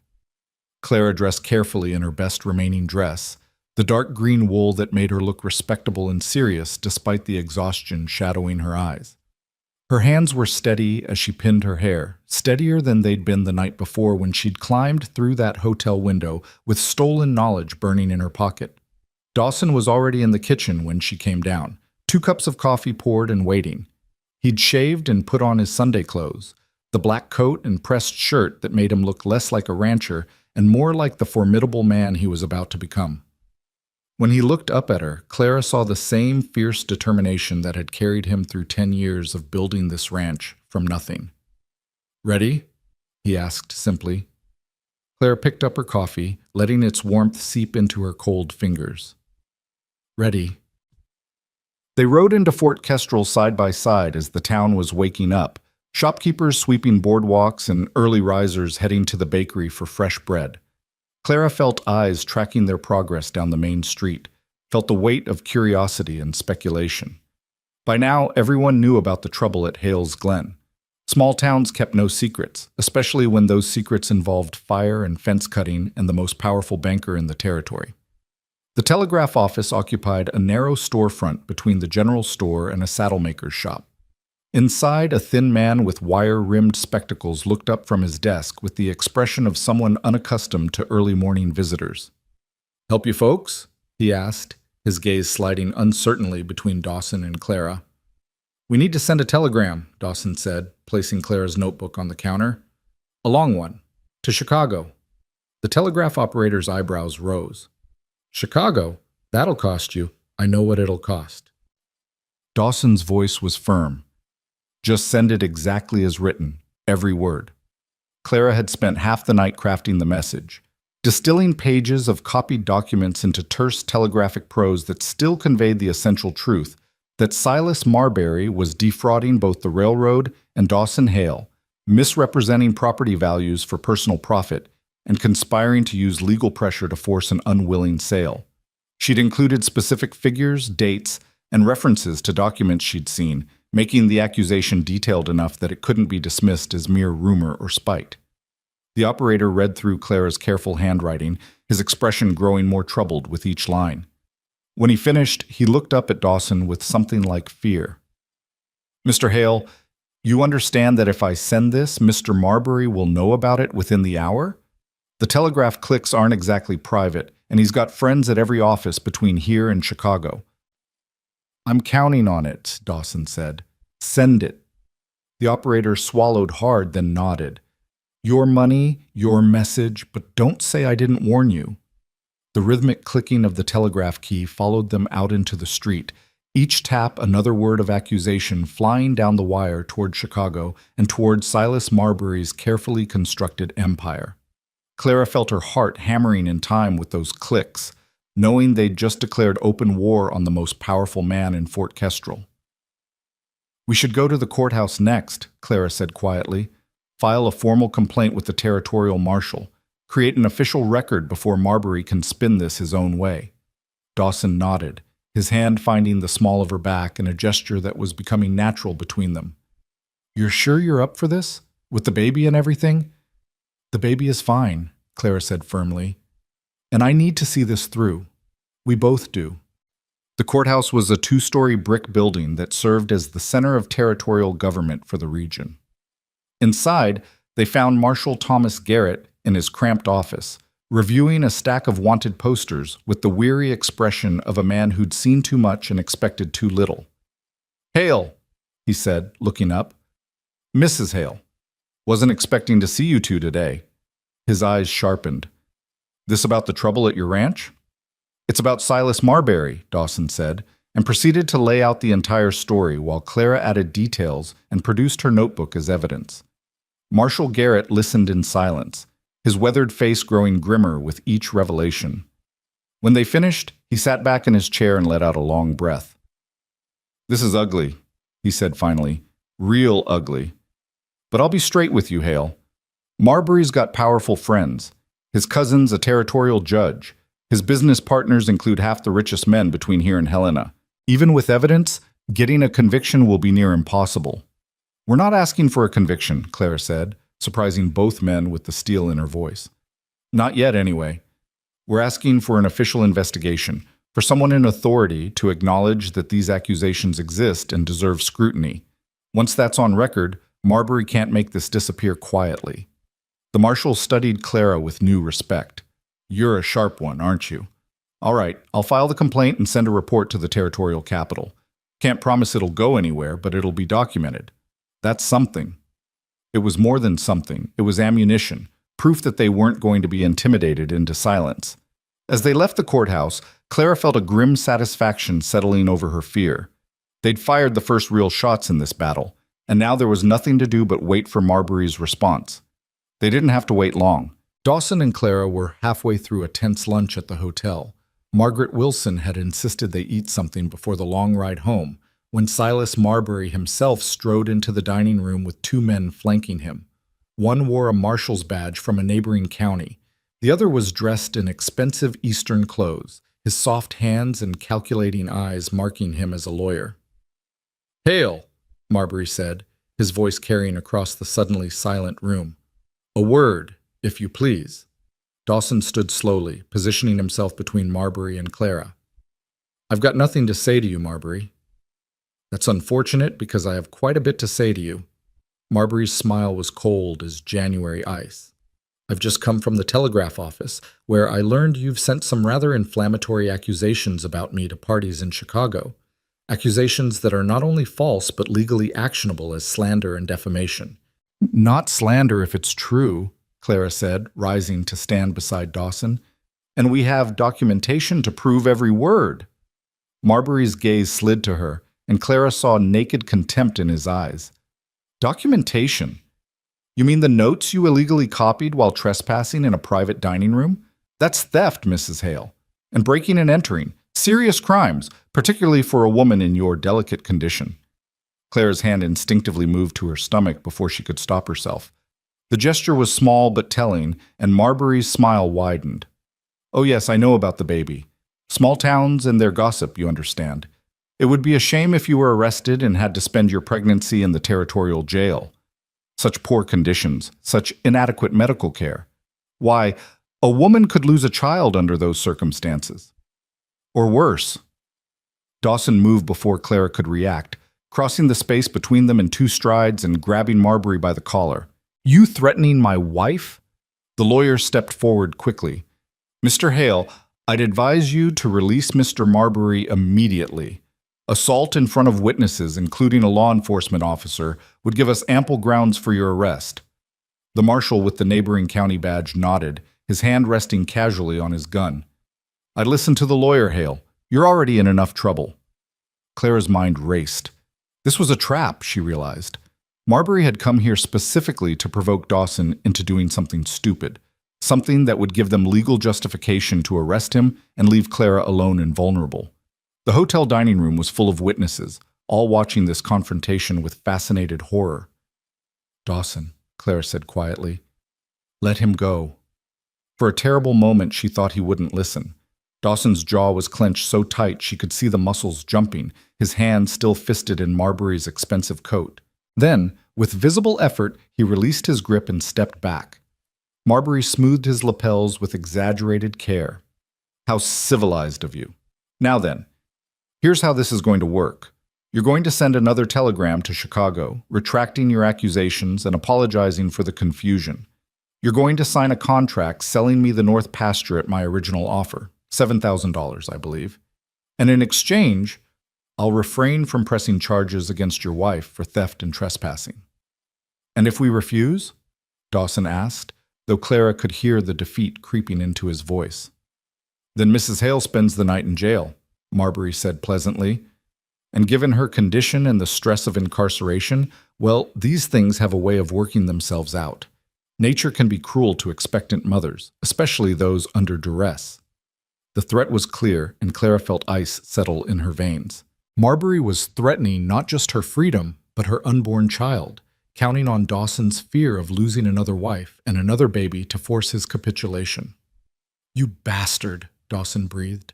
"I'm a businessman," Marbury corrected, "and I'm offering you a reasonable deal.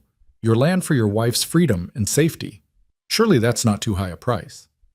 Clara looked around the dining room at the assembled witnesses, at Margaret Wilson's horrified face and the other diners' averted eyes. No one was going to help them. No one was going to stand up to Marbury's power and influence. They were alone in this, trapped between impossible choices. Or were they? An idea struck Clara with the force of revelation. It was risky, possibly insane, but it was the only weapon they had left. The truth, spoken publicly where it couldn't be suppressed or ignored. "I'll make you a counteroffer, Mr. Marbury," Clara said, her voice ringing clear in the silent room. "You drop this farce, withdraw your threats, and leave our ranch alone. In exchange, I won't tell everyone in this room exactly what I found in those railroad documents." Marbury's eyes narrowed. "You already sent your little telegram. Whatever lies you want to spread have already been spread." "Oh, I'm not talking about the railroad," Clara said, watching him carefully. "I'm talking about the other papers I found. The ones showing that you've been embezzling from the bank for the past 3 years, falsifying loan records, pocketing interest payments, using depositors' money for your personal investments. That's why you need this railroad deal so desperately, isn't it? You're trying to cover your losses before the bank examiners discover what you've done." It was a complete fabrication. Clara had seen no such documents, had no proof of any embezzlement, but she'd learned enough about desperation in the past months to recognize it in others, and Marbury's sudden pallor told her the guess had struck home. "You're lying," Marbury said, but his voice had lost its certainty. "Am I?" Clara pulled her notebook from her pocket, holding it up for the room to see. "Because I copied everything, Mr. Marbury, every figure, every discrepancy, every doctored ledger entry. And if anything happens to me or my husband or our child, these notes go straight to the Territorial Banking Commission. I've already made arrangements with Marshal Garrett to ensure that." It was another lie, but a believable one. Clara watched the calculation happening behind Marbury's eyes, watched him weighing the risks of calling her bluff against the catastrophic consequences if she was telling the truth. The silence stretched so long that Clara thought her heart would burst through her ribs. Then Marbury's lawyer leaned in and whispered something urgent in his ear. Whatever he said made Marbury's face go from pale to ashen. "This isn't over," Marbury said finally, his voice tight with barely controlled rage. "You think you're clever, Mrs. Hale, but you've just made a powerful enemy. The railroad will take that land one way or another, and when they do, I'll make sure you regret every word of this conversation." "I'll take my chances," Clara said, though her legs were shaking so badly she had to grip the edge of the table to stay upright. Marbury turned on his heel and stalked out, his lawyer and the borrowed marshal following close behind. The moment they were gone, Clara's knees gave out entirely, and only Dawson's quick reflexes kept her from collapsing to the floor. "I've got you," he murmured, supporting her weight as he guided her back into her chair. "You're all right. Just breathe." Clara tried to follow his instructions, but her body seemed to have other ideas. Her vision was tunneling, her heart racing, nausea rising in a sickening wave. The stress of the confrontation, the terror of Marbury's threats, the desperate gamble she'd just taken, it was all crashing down on her at once. "The baby," she gasped. "Dawson, the baby!" "Is going to be fine," Dawson said with fierce certainty, though Clara could hear the fear underneath. "Margaret, we need a room, now, and send someone for the doctor." The next hours passed in a haze of pain and fear. Clara's body had decided that the stress was too much, that the pregnancy couldn't be sustained, and nothing the harried doctor could do seemed able to stop the cramping and bleeding that threatened to end everything before it had truly begun. Clara drifted in and out of awareness, registering Dawson's presence as a constant anchor. His hand holding hers, his voice murmuring reassurances she couldn't quite make out, his face drawn with the same terror he must have felt watching Anne die. She wanted to tell him she was sorry, that she should never have confronted Marbury, should never have taken such risks with their child's life. But the words wouldn't come, lost in waves of pain that stole her breath and her ability to think. Sometime deep in the night, when the world had narrowed to just pain and darkness and the desperate need to hold on, Clara heard the doctor speaking in low tones. "The bleeding's slowing. I think we might be past the worst of it." "Is she going to lose the baby?" Dawson's voice was hoarse, ravaged. "I can't say for certain. The next 24 hours will tell. But if she can rest, stay calm, avoid any stress." The doctor trailed off, the impossibility of that prescription hanging in the air. How could Clara possibly avoid stress when they were in the middle of a war with Silas Marbury? When their ranch and their future hung in the balance? When everything they'd built together threatened to crumble around them? But her body made the decision for her, dragging her down into exhausted sleep despite her fears. When she woke, pale winter sunlight was streaming through the hotel room window, and Dawson was slumped in a chair beside the bed, his head pillowed on his arms at her side. He looked like he'd aged 10 years overnight, lines carved deep around his eyes and mouth. "Dawson?" Clara whispered, her throat dry as dust. He jerked awake immediately, his eyes focusing on her with desperate intensity. "Clara, how do you feel?" "Like I've been trampled by horses," she admitted, "but alive." "Is the baby—" "Still there, according to the doctor. He examined you an hour ago while you were sleeping, says there's reason for hope." Dawson's hand found hers, gripping tight enough to hurt. "Clara, I'm so sorry. This is my fault. I should never have let you come to town, should never have put you in a position where Marbury could threaten you." "Stop," Clara interrupted. "This isn't your fault. It's Marbury's, and the railroads, and a system that lets powerful men crush anyone who stands in their way, but it's not yours and it's not mine either. We did what we had to do." "You could have died," Dawson said roughly. "You could have lost the baby, and for what? A piece of land?" "For our home," Clara corrected gently. "For our future. For the principle that we don't let bullies win just because they're powerful." She paused, then added softly, "And because I love you, Dawson Hale. Because somewhere along the way, this arrangement stopped being about convenience and started being about building a life together. A real life, worth fighting for." Dawson stared at her, his expression caught somewhere between wonder and anguish. "You love me?" "I do," Clara said simply. "I know it's probably foolish and poor timing, and—" He kissed her, stopping the words with a tenderness that made her chest ache. When he pulled back, his eyes were bright with unshed tears. "I love you too," he said. "I think I started falling the moment you stood in that burned garden and said you wanted to bring it back. You're the bravest person I've ever met, Clara, and the kindest, and I don't deserve you, but I'm going to spend the rest of my life trying to."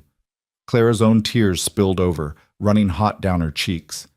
"We deserve each other," she said. "The scared widow and the desperate mail-order bride. We found each other when we both needed it most." They stayed like that for a long moment, foreheads pressed together, breathing the same air. Then a knock at the door made them both startle. "It's Marshal Garrett," a gruff voice called. Need to speak with you folks. Dawson helped Clara sit up, propping pillows behind her back before opening the door. The marshal stepped inside, his hat in his hands and his expression grim. "How's she doing?" he asked, nodding toward Clara. "Better," Dawson said. "What's happened?" "Got a response from Chicago," Garrett said. "The railroad board sent an investigator on the first train west. He'll be here in 3 days with authority to examine Marbury's books and conduct a full audit of the deal." He paused, a small smile crossing his weathered face. "Seems your telegram struck a nerve. The railroad takes fraud seriously, especially when it threatens a major expansion project." Clara felt hope rising in her chest for the first time since the confrontation. "So they believed us?" "They believe enough to investigate," Garrett said, "and Marbury knows it.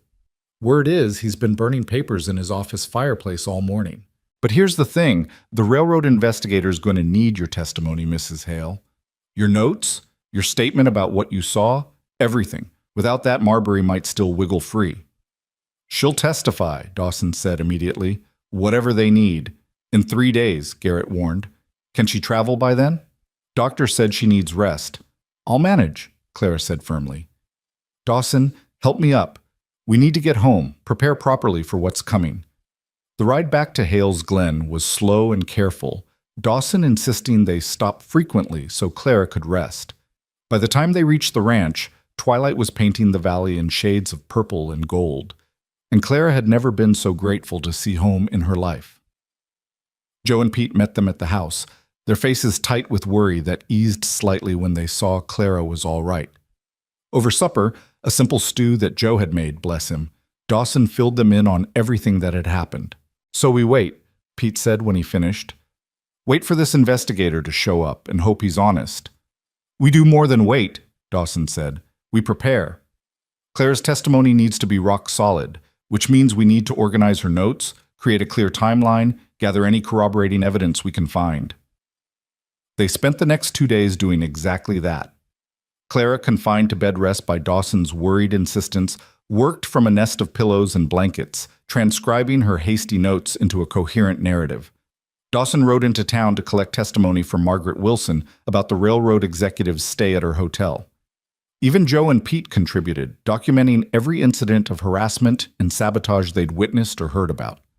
By the time the railroad investigator arrived, they had assembled a case file thick enough to choke a horse. The investigator was a sharp-eyed man named Theodore Walsh, who carried himself with the careful neutrality of someone who'd seen every kind of fraud and corruption the West had to offer.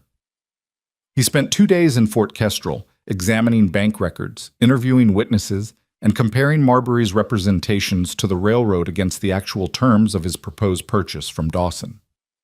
On the 3rd day, he requested a formal hearing at the courthouse, with all parties present. Clara dressed carefully that morning, choosing her most respectable dress and pinning her hair with shaking hands. The baby had quieted after those terrifying hours at the hotel, but she could still feel the fragility of the pregnancy, the sense that everything could still go wrong. "You don't have to do this," Dawson said, watching her from the doorway. "I can testify. Walsh can read your notes." "I'm doing this," Clara said firmly. "Marbury threatened our child, Dawson. Threatened to take everything we've built. I'm not letting him hide behind lawyers and influence while someone else fights our battle." The courthouse was packed when they arrived, every seat filled with townspeople eager to witness the showdown between Silas Marbury and the couple who dared challenge him. Clara felt the weight of their stares as Dawson guided her to a seat at the front, his hand protective at her elbow. Marbury sat across the aisle with 3 lawyers surrounding him, his expression carved from stone. When his eyes met Clara's, she saw pure hatred there, and a promise that whatever happened today, he would make them pay. But Clara had survived fire and threats, and the terror of nearly losing her child. Silas Marbury's hatred was just one more thing to endure. Walsh called the hearing to order and began methodically presenting his findings. He discovered that Marbury had misrepresented the railroad's offer by more than 60%. He'd found evidence of pressure tactics and harassment. He'd documented meetings where Marbury had explicitly discussed ways to force Dawson off his land. And then Walsh did something unexpected. He produced a ledger from the Fort Kestrel Bank showing systematic discrepancies in loan interest calculations, money that had been skimmed off deposits and redirected to Marbury's personal accounts. Clara's fabricated accusation had been true after all. Marbury had been embezzling, and Walsh had found the proof. The courthouse erupted in shocked murmurs. Marbury's lawyers went into hurried consultation, their earlier confidence crumbling, and Silas Marbury himself sat frozen, watching his empire collapse around him. Based on these findings, Walsh announced, the Railroad Corporation is severing all business relationships with Mr. Marbury and will be referring criminal charges to the territorial prosecutor. Furthermore, we will be approaching Mr. Hale directly regarding fair compensation for a right-of-way easement across his property. An easement, not a purchase, allowing Mr. Hale to retain ownership while permitting railroad access. It was more than they'd hoped for, better than they dared imagine. Clara felt Dawson's hand find hers, squeezing tight as the reality sank in. They'd won. Against all odds, against power and influence and threats, they'd actually won. But victory came with a price. That night, as Clara lay in bed at the hotel, Dawson had insisted they stay in town until Walsh's business was concluded. She felt the cramping begin again. Stronger this time, more insistent, accompanied by a rush of fluid that made her cry out in fear. "Dawson!" she called, her voice breaking. "Something's wrong!" He was there instantly, and then the doctor, and then nothing but pain and terror and the desperate prayer that she wouldn't lose this baby now, not when they'd fought so hard to protect it. The labor came too early, nearly 6 weeks too early, but once it started, there was no stopping it. Clara pushed and screamed and begged for it to be over while Dawson held her hand and the doctor worked with grim determination. Outside, a winter storm had rolled in, thunder shaking the windows and rain hammering the roof in a deluge that matched the chaos of birth. Clara was distantly aware of Dawson's voice breaking as he pleaded with her to hold on, to keep fighting, to not leave him alone again. "I'm not leaving," she gasped between contractions. "Not today. Not ever." It was a promise she intended to keep, even as her body threatened to break that vow with every agonizing push. The pain was beyond anything Clara had imagined, beyond anything she thought she could survive. But she'd survived fire and threats, and nearly losing everything that mattered. She could survive this too. She had to, for Dawson, for their child, for the life they'd built from nothing but hope and desperation and love that had bloomed in the Montana wilderness. "One more push," the doctor urged. "Come on, Mrs. Hale. One more."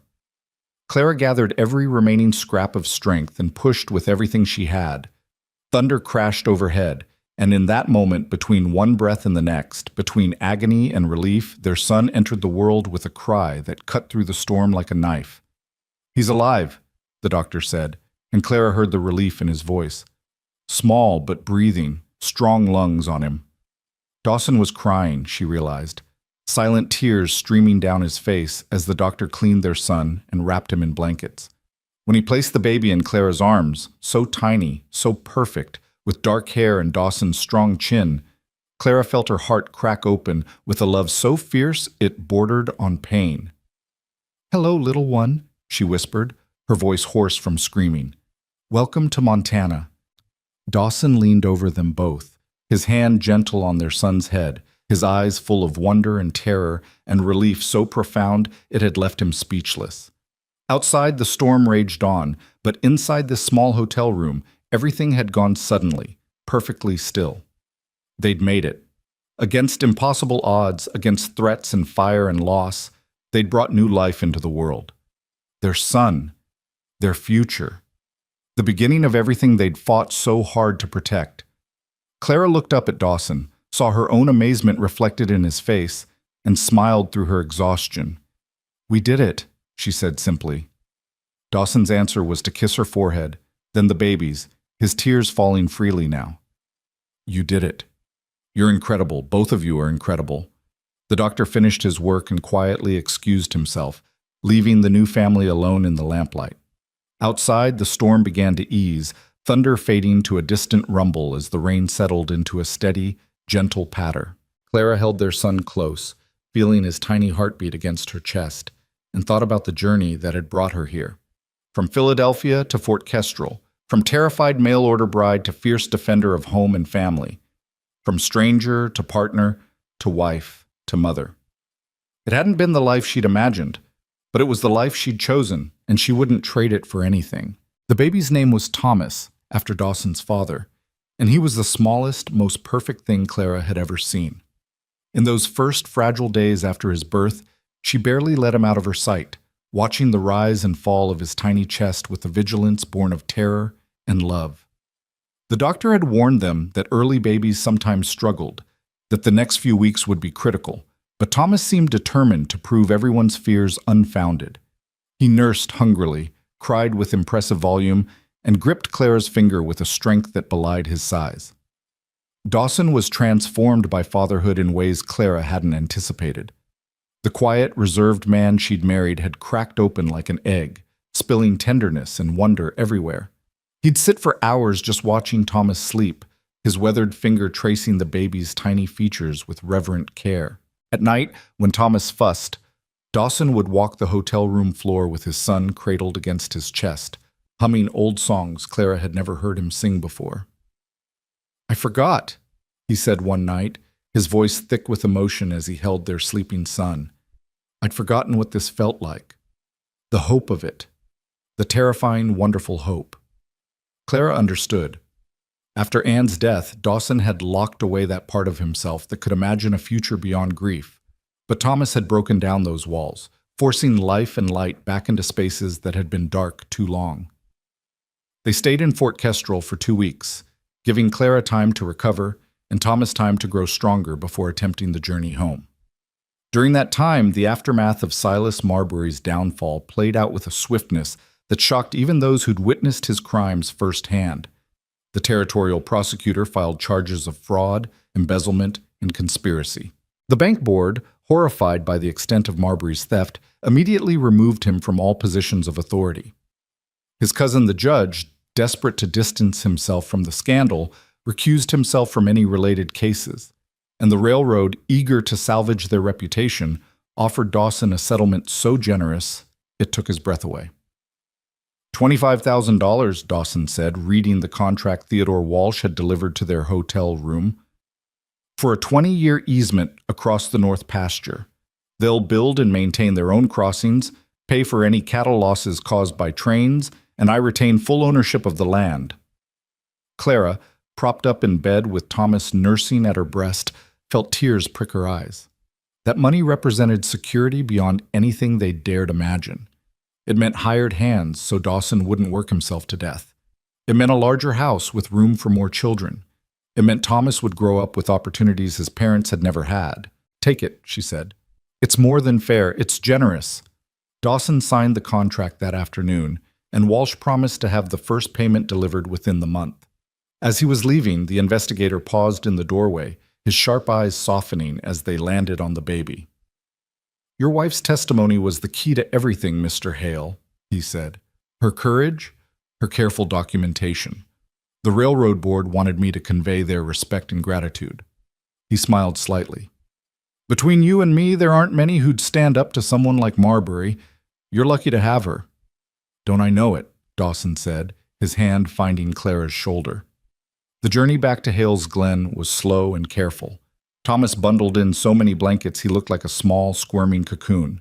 Joe and Pete met them halfway with fresh horses and provisions, their gruff faces breaking into genuine smiles when Dawson pulled back the blankets to show them the baby. "He's tiny," Joe said, sounding almost accusatory, as if Thomas's size was a personal affront. "He'll grow," Clara said with more confidence than she felt. "Give him time." The ranch looked different when they finally crested the last hill and saw the valley spread below them. Or maybe Clara was different, seeing it now through a mother's eyes. This was Thomas's inheritance, this wild, beautiful place. These mountains, this creek, this house, where hopefully many more children would be born and raised. Dawson had ridden ahead to light fires and air out the house, and when Clara carried Thomas through the front door, warmth and light greeted them. But something else, too. The nursery door at the top of the stairs stood open for the first time since Anne's death. Clara climbed slowly, Thomas in her arms, and found Dawson standing in the doorway of that sealed room. He'd been crying, she realized. His eyes were red, his face wet with tears he hadn't bothered to hide. "I opened it," he said simply. "I thought it was time." Clara moved to stand beside him, looking into a room that was clearly meant for a child. A beautiful handmade cradle sat near the window, sunlight streaming across its polished wood. Shelves waited empty for toys and books. A rocking chair faced the light, positioned perfectly for nursing and storytelling. "Anne and I built all this," Dawson said quietly. "Every piece. We were so sure, so certain that our baby would sleep in that cradle, that we'd fill those shelves, that we'd rock our child in that chair." His voice broke. "And then she died. And I couldn't even look at this room without wanting to die too. So I locked it away. Pretended it didn't exist." Clara shifted Thomas to one arm and took Dawson's hand with the other. "And now? Now I think maybe Anne would want this room used for its purpose, would want Thomas to sleep here, to grow here." Dawson turned to her, his gray eyes shining with tears and hope. "Would that be all right with you? I know some women want the baby close." "I think it's perfect," Clara said, her own tears starting. "I think it's exactly right." They spent that afternoon making the nursery truly theirs. Clara lined the cradle with fresh blankets while Dawson cleaned the windows until they sparkled. Together they hung curtains Clara had sewn during her early days at the ranch, back when she'd been too afraid to ask what they were for. The rocking chair creaked gently when Clara tested it, Thomas cradled against her chest, and the sound felt like a benediction. This room had been built with love and lost in tragedy. But now it was being reclaimed, filled with new life and new hope. Anne's memory would always be part of these walls, but so would Clara's presence and Thomas's future. That night, after Thomas was settled in his cradle and the house had gone quiet, Clara and Dawson lay together in what had finally become their shared bed. The transition had happened naturally in the weeks after Thomas's birth, neither of them able to bear sleeping apart when every moment felt precious and precarious. "Tell me about Anne," Clara said into the darkness. "Really tell me. Not just the sad parts, but who she was." Dawson was quiet for so long that Clara thought he might not answer. Then he began to speak, his voice soft in the darkness. "She laughed at everything. That's what I remember most. She'd find joy in the smallest things, a bird at the window, bread rising perfectly, the way snow looked on the mountains. She was always cold, even in summer, so I'd find her wearing 3 shawls and standing near the stove." His voice grew tender with memory. "She tried so hard to love this place, Clara. Tried to make it work, even though she was lonely and scared and homesick. She never complained, never asked me to give up the ranch and move back to town. She just tried." "She sounds wonderful," Clara said honestly. "She was, but she wasn't you." Dawson rolled to face Clara, his hand cupping her cheek. "You're stronger than Anne ever was, braver. You don't just try to adapt to this life, you grab it with both hands and make it yours. You fought fires, stood up to Marbury, nearly died bringing Thomas into the world, and never once did you ask for an easier path." "I was terrified the entire time," Clara admitted. "Being brave doesn't mean not being afraid. It means being afraid and doing what needs to be done anyway." Dawson's thumb brushed her cheekbone. "I love you, Clara Hale. Not as a replacement for what I lost, but as exactly who you are. The woman who came here desperate and turned herself into someone formidable." Clara kissed him then, pouring 3 months of love and fear and hope into the contact. When they finally pulled apart, both breathless, she pressed her forehead to his and whispered, "I love you too, even though you pick terrible wildflowers and can't cook to save your life." Dawson's laugh was surprised and genuine. "The wildflowers weren't that bad." "They were weeds, Dawson. Beautiful weeds, but weeds." They fell asleep like that, wrapped around each other, and for the first time since Clara had arrived in Montana, the house at Hales Glen didn't feel empty at all. Winter settled over the valley with the inexorable certainty of mountains and sky. Snow came in November and stayed, transforming the landscape into something alien and beautiful. Clara had never experienced a real winter before. Philadelphia's cold was nothing compared to Montana's brutal temperatures and endless white, but she found herself falling in love with the season's stark beauty. Thomas thrived despite the cold, growing plumper and stronger with each passing week.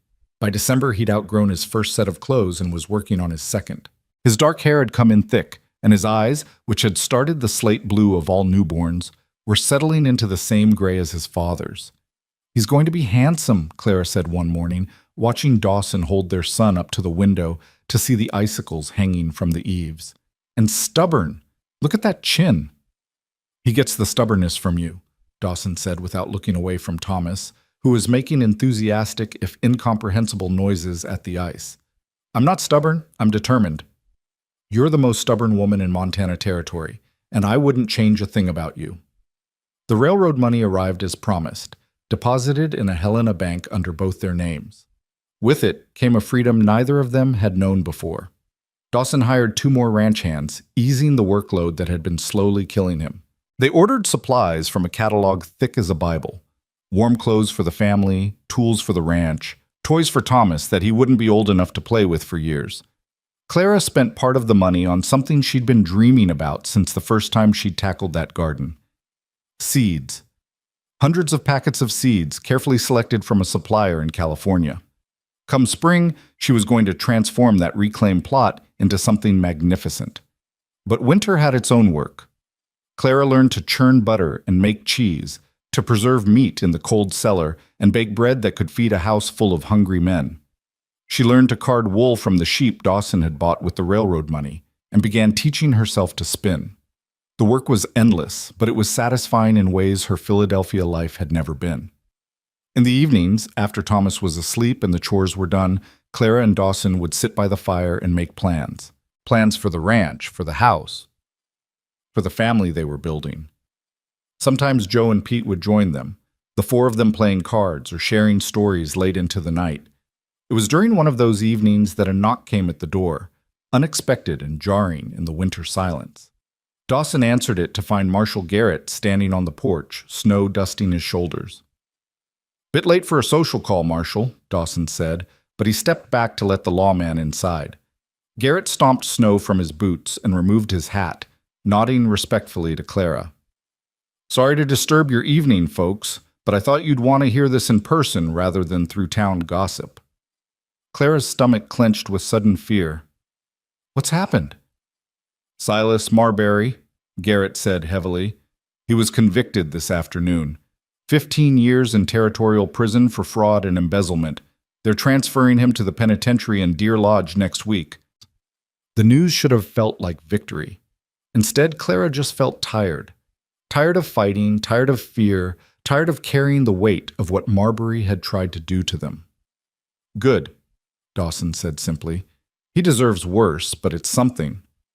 "There's more," Garrett continued. Before sentencing, Marbury made a statement, said a lot of things about corruption and power, most of it bitter nonsense, but he also said something I thought you should know. The marshal's eyes found Clara's. "He said your courage shamed him, that watching you stand up to him when half the men in the territory were too scared to cross him made him realize how far he'd fallen." Clara didn't know what to say to that. She'd never wanted to shame Marbury, had only wanted to protect her family and her home. "I don't think it makes what he did any better," she said finally. "But I hope he finds some kind of redemption in prison. I hope he becomes a better man." After Garrett left, Dawson pulled Clara into his arms and just held her, his chin resting on top of her head. "You're too good," he murmured. "Most people would want Marbury to rot. I'm not most people, and holding on to anger only hurts the person doing the holding." Clara pulled back to look up at him. "We won, Dawson. We get to move forward. I won't poison that by wishing more suffering on a man who's already lost everything." Christmas came quietly to Hales Glen, marked by a small tree Dawson cut from the forest and dragged home through the snow. Clara decorated it with paper ornaments and strings of popcorn, and on Christmas morning they sat together as a family, Thomas propped between them, and marveled at how much had changed since Clara had first stepped off that stagecoach. "A year ago I was alone," Dawson said, his hand resting on Thomas's small back, "convinced I'd always be alone, that I'd never feel anything but empty again." "A year ago, I was terrified," Clara added, "certain I'd made a terrible mistake, that I'd never belong here." "And now?" Clara looked around the warm house, at the decorated tree, and the cradle by the fire where Thomas would nap later. She looked at Joe and Pete, who joined them for Christmas dinner. at the snow falling softly outside the windows, at Dawson's face transformed by love and hope. "Now I'm home," she said simply. Finally, completely home. Spring came late to Montana, winter clinging to the valley with stubborn determination. But when it finally released its grip, the transformation was breathtaking. Snowmelt swelled the creek to a roar, wildflowers carpeted the meadows in impossible colors, and Clara's garden exploded with life. She worked the plot every morning while Thomas napped in a basket nearby, Joe or Pete always close enough to help if she needed it. The seeds she'd ordered grew with enthusiastic vigor in the rich soil, and by June, Clara was harvesting vegetables faster than the household could eat them. "We need to trade with the neighbors," she announced at dinner one evening, surveying the pile of produce on the table. "Otherwise, this is all going to go to waste." "What neighbors?" Dawson asked, amused. "The nearest ranch is 5 miles away."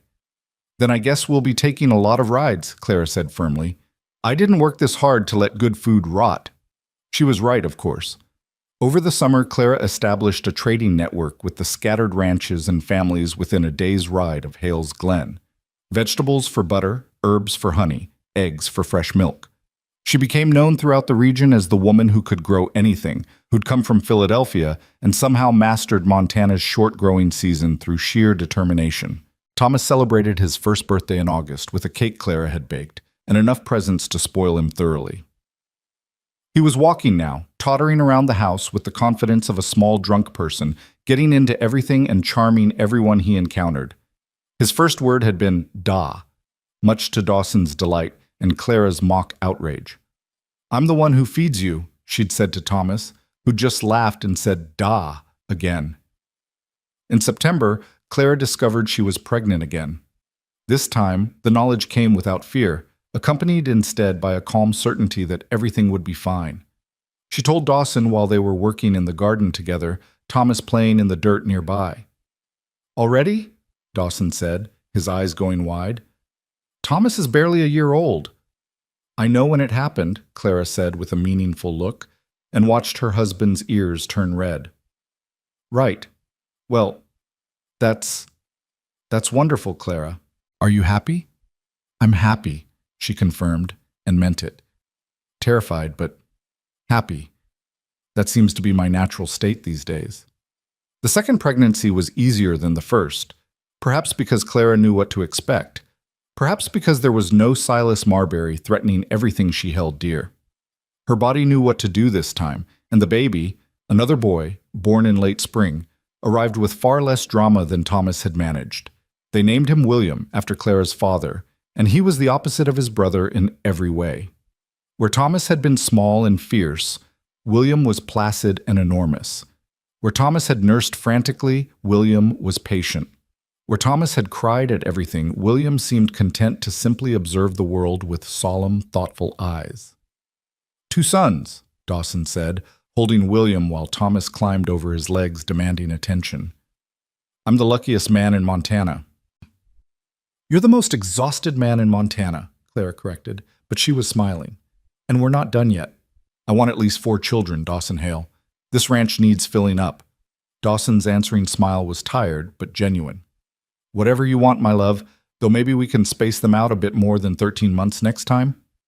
They had their 3rd child, a daughter, 18 months later. And their 4th, another daughter, 2 years after that. The house expanded with them, Dawson and the ranch hands building on new rooms as the family grew. The nursery that had once been sealed in grief became a room of laughter and chaos, children piling into the big bed to hear stories before sleep. Clara never did get used to the Montana winters, but she learned to love the other seasons with a fierce passion. Spring meant the garden coming back to life. Summer meant long days of work and growth. Fall meant harvest and preparation, the satisfaction of shelves lined with preserved food, and the knowledge that they'd survive another winter. The ranch prospered with the railroad easement money and Dawson's careful management. They added more cattle, bought better horses, built new outbuildings. Joe and Pete stayed on, growing older and grayer but no less essential to the operation. Eventually, Pete married a widow from Fort Kestrel and brought her to live in a small house Dawson built on the southern edge of the property. Clara became a fixture in the territory, known as much for her fierce protection of her family as for her legendary garden. She served on the school board when Fort Kestrel finally got a proper schoolhouse, and she never backed down from an argument she believed in. People learned quickly not to underestimate the quiet woman who'd once stood up to Silas Marbury. The years rolled past like water over stones, each one polishing away rough edges and revealing the solid foundation beneath. Thomas grew into a serious boy who loved the cattle and the land as much as his father did. William became the scholar of the family, constantly reading and asking questions that made even the adults think. The girls, Emma and Sarah, were wild creatures who rode horses bareback and could outwork most of the ranch hands by the time they were 10. And through it all, Clara and Dawson grew deeper into their love, the desperate beginning mellowing into something steady and sure. They still had their quiet evenings on the porch, still worked side by side in the garden, still held each other through the long winter nights when the wind howled and the snow piled high. One evening, when Thomas was 15 and William 13, and the girls were still young enough to chase fireflies in the gathering dusk, Clara and Dawson sat on that same porch where they'd shared so many moments. "Tell us the story again, Mama," Emma called, running up the steps with Sarah close behind. "About how you came here." It was a story they'd heard 100 times, but they never tired of it. Clara looked at Dawson, saw him smile and nod, and began. "I came to Montana in 1876, she said, gathering Sarah into her lap while Emma leaned against Dawson's knee. "On a stagecoach that seemed to go on forever, to marry a man I'd never met. I was so scared I could barely breathe." "But you came anyway," Emma said, knowing her part in this familiar litany. "I came anyway, and when I got here I found your father waiting. I'd been told he might be cruel, that he was cold and empty and wouldn't be kind to me."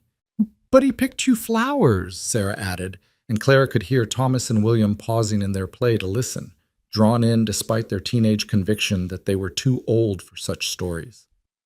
"He did pick me flowers. Terrible flowers, actually, mostly weeds, but the gesture was kind." Clara reached over and took Dawson's hand, their fingers interlacing with the ease of long practice. "And he said something that first day that I've never forgotten." "What did he say?" the girls chorused, though they knew the answer by heart. Clara looked at Dawson, saw the love and pride and contentment in his eyes, and recited the words that had defined their life together. "He said, 'Let's get you home before the storm hits.' And I thought he was just talking about the weather, but I think now he was talking about something bigger. About finding home, about building shelter together, about weathering all the storms life would throw at us." "Did you weather them?" Emma asked, still caught in the story despite knowing how it ended. "Every single one," Dawson answered, his voice rough with emotion. "Your mother is the bravest person I've ever known. She came here with nothing but courage and hope, and she built all of this with her own 2 hands. We built it together," Clara corrected gently. "That's the real story. Not about a scared girl or a grieving man, but about 2 people who found each other when they needed it most and chose to build something beautiful." The children drifted away eventually, back to their games and their own young lives. But Clara and Dawson stayed on the porch as the sun set over their valley, painting the mountains in shades of gold and rose. "Do you ever regret it?" Dawson asked quietly. "Answering that advertisement? Coming all this way?" Clara thought about the girl she'd been, desperate and terrified, gambling everything on a stranger's promise. She thought about the woman she'd become, strong and sure and surrounded by love. She thought about the children playing in the yard, the garden that would bloom again come spring, the ranch that had grown from Dawson's dream into their shared legacy. "Not for a single moment," she said. "You told me that first day that you didn't need a servant, that you needed someone who would stay. Well, I stayed, Dawson, and I always will." "You did more than stay," Dawson said, pulling her close. "You brought this place back to life. You brought me back to life." "We saved each other," Clara said simply. "That's what love does." They sat together as darkness fell and the first stars appeared, as they had hundreds of times before, and would hundreds of times again. The house behind them glowed with lamplight and life, filled with the sound of children's laughter and the promise of tomorrow. Clara Hale, who'd once been Clara Whitfield from Philadelphia, who'd traveled west as a mail-order bride expecting cruelty and finding love instead, rested her head on her husband's shoulder, and smiled. The journey had been hard. The risks had been real. The fear had been constant. But every moment of struggle had led to this: a summer evening in Montana, surrounded by family, secure in love, certain of her place in the world. She'd come to this valley with nothing but desperate hope and had found everything she'd never dared to dream of. Home, family, purpose, love that had transformed them both. And as the last light faded from the sky and Dawson's arm tightened around her waist, Clara knew with absolute certainty that she'd choose this life again and again, through every storm, through every challenge, through every beautiful, terrible, wonderful moment. Because some journeys, no matter how frightening they start, lead exactly where they're meant to go. And Clara Hale was finally, completely, eternally home.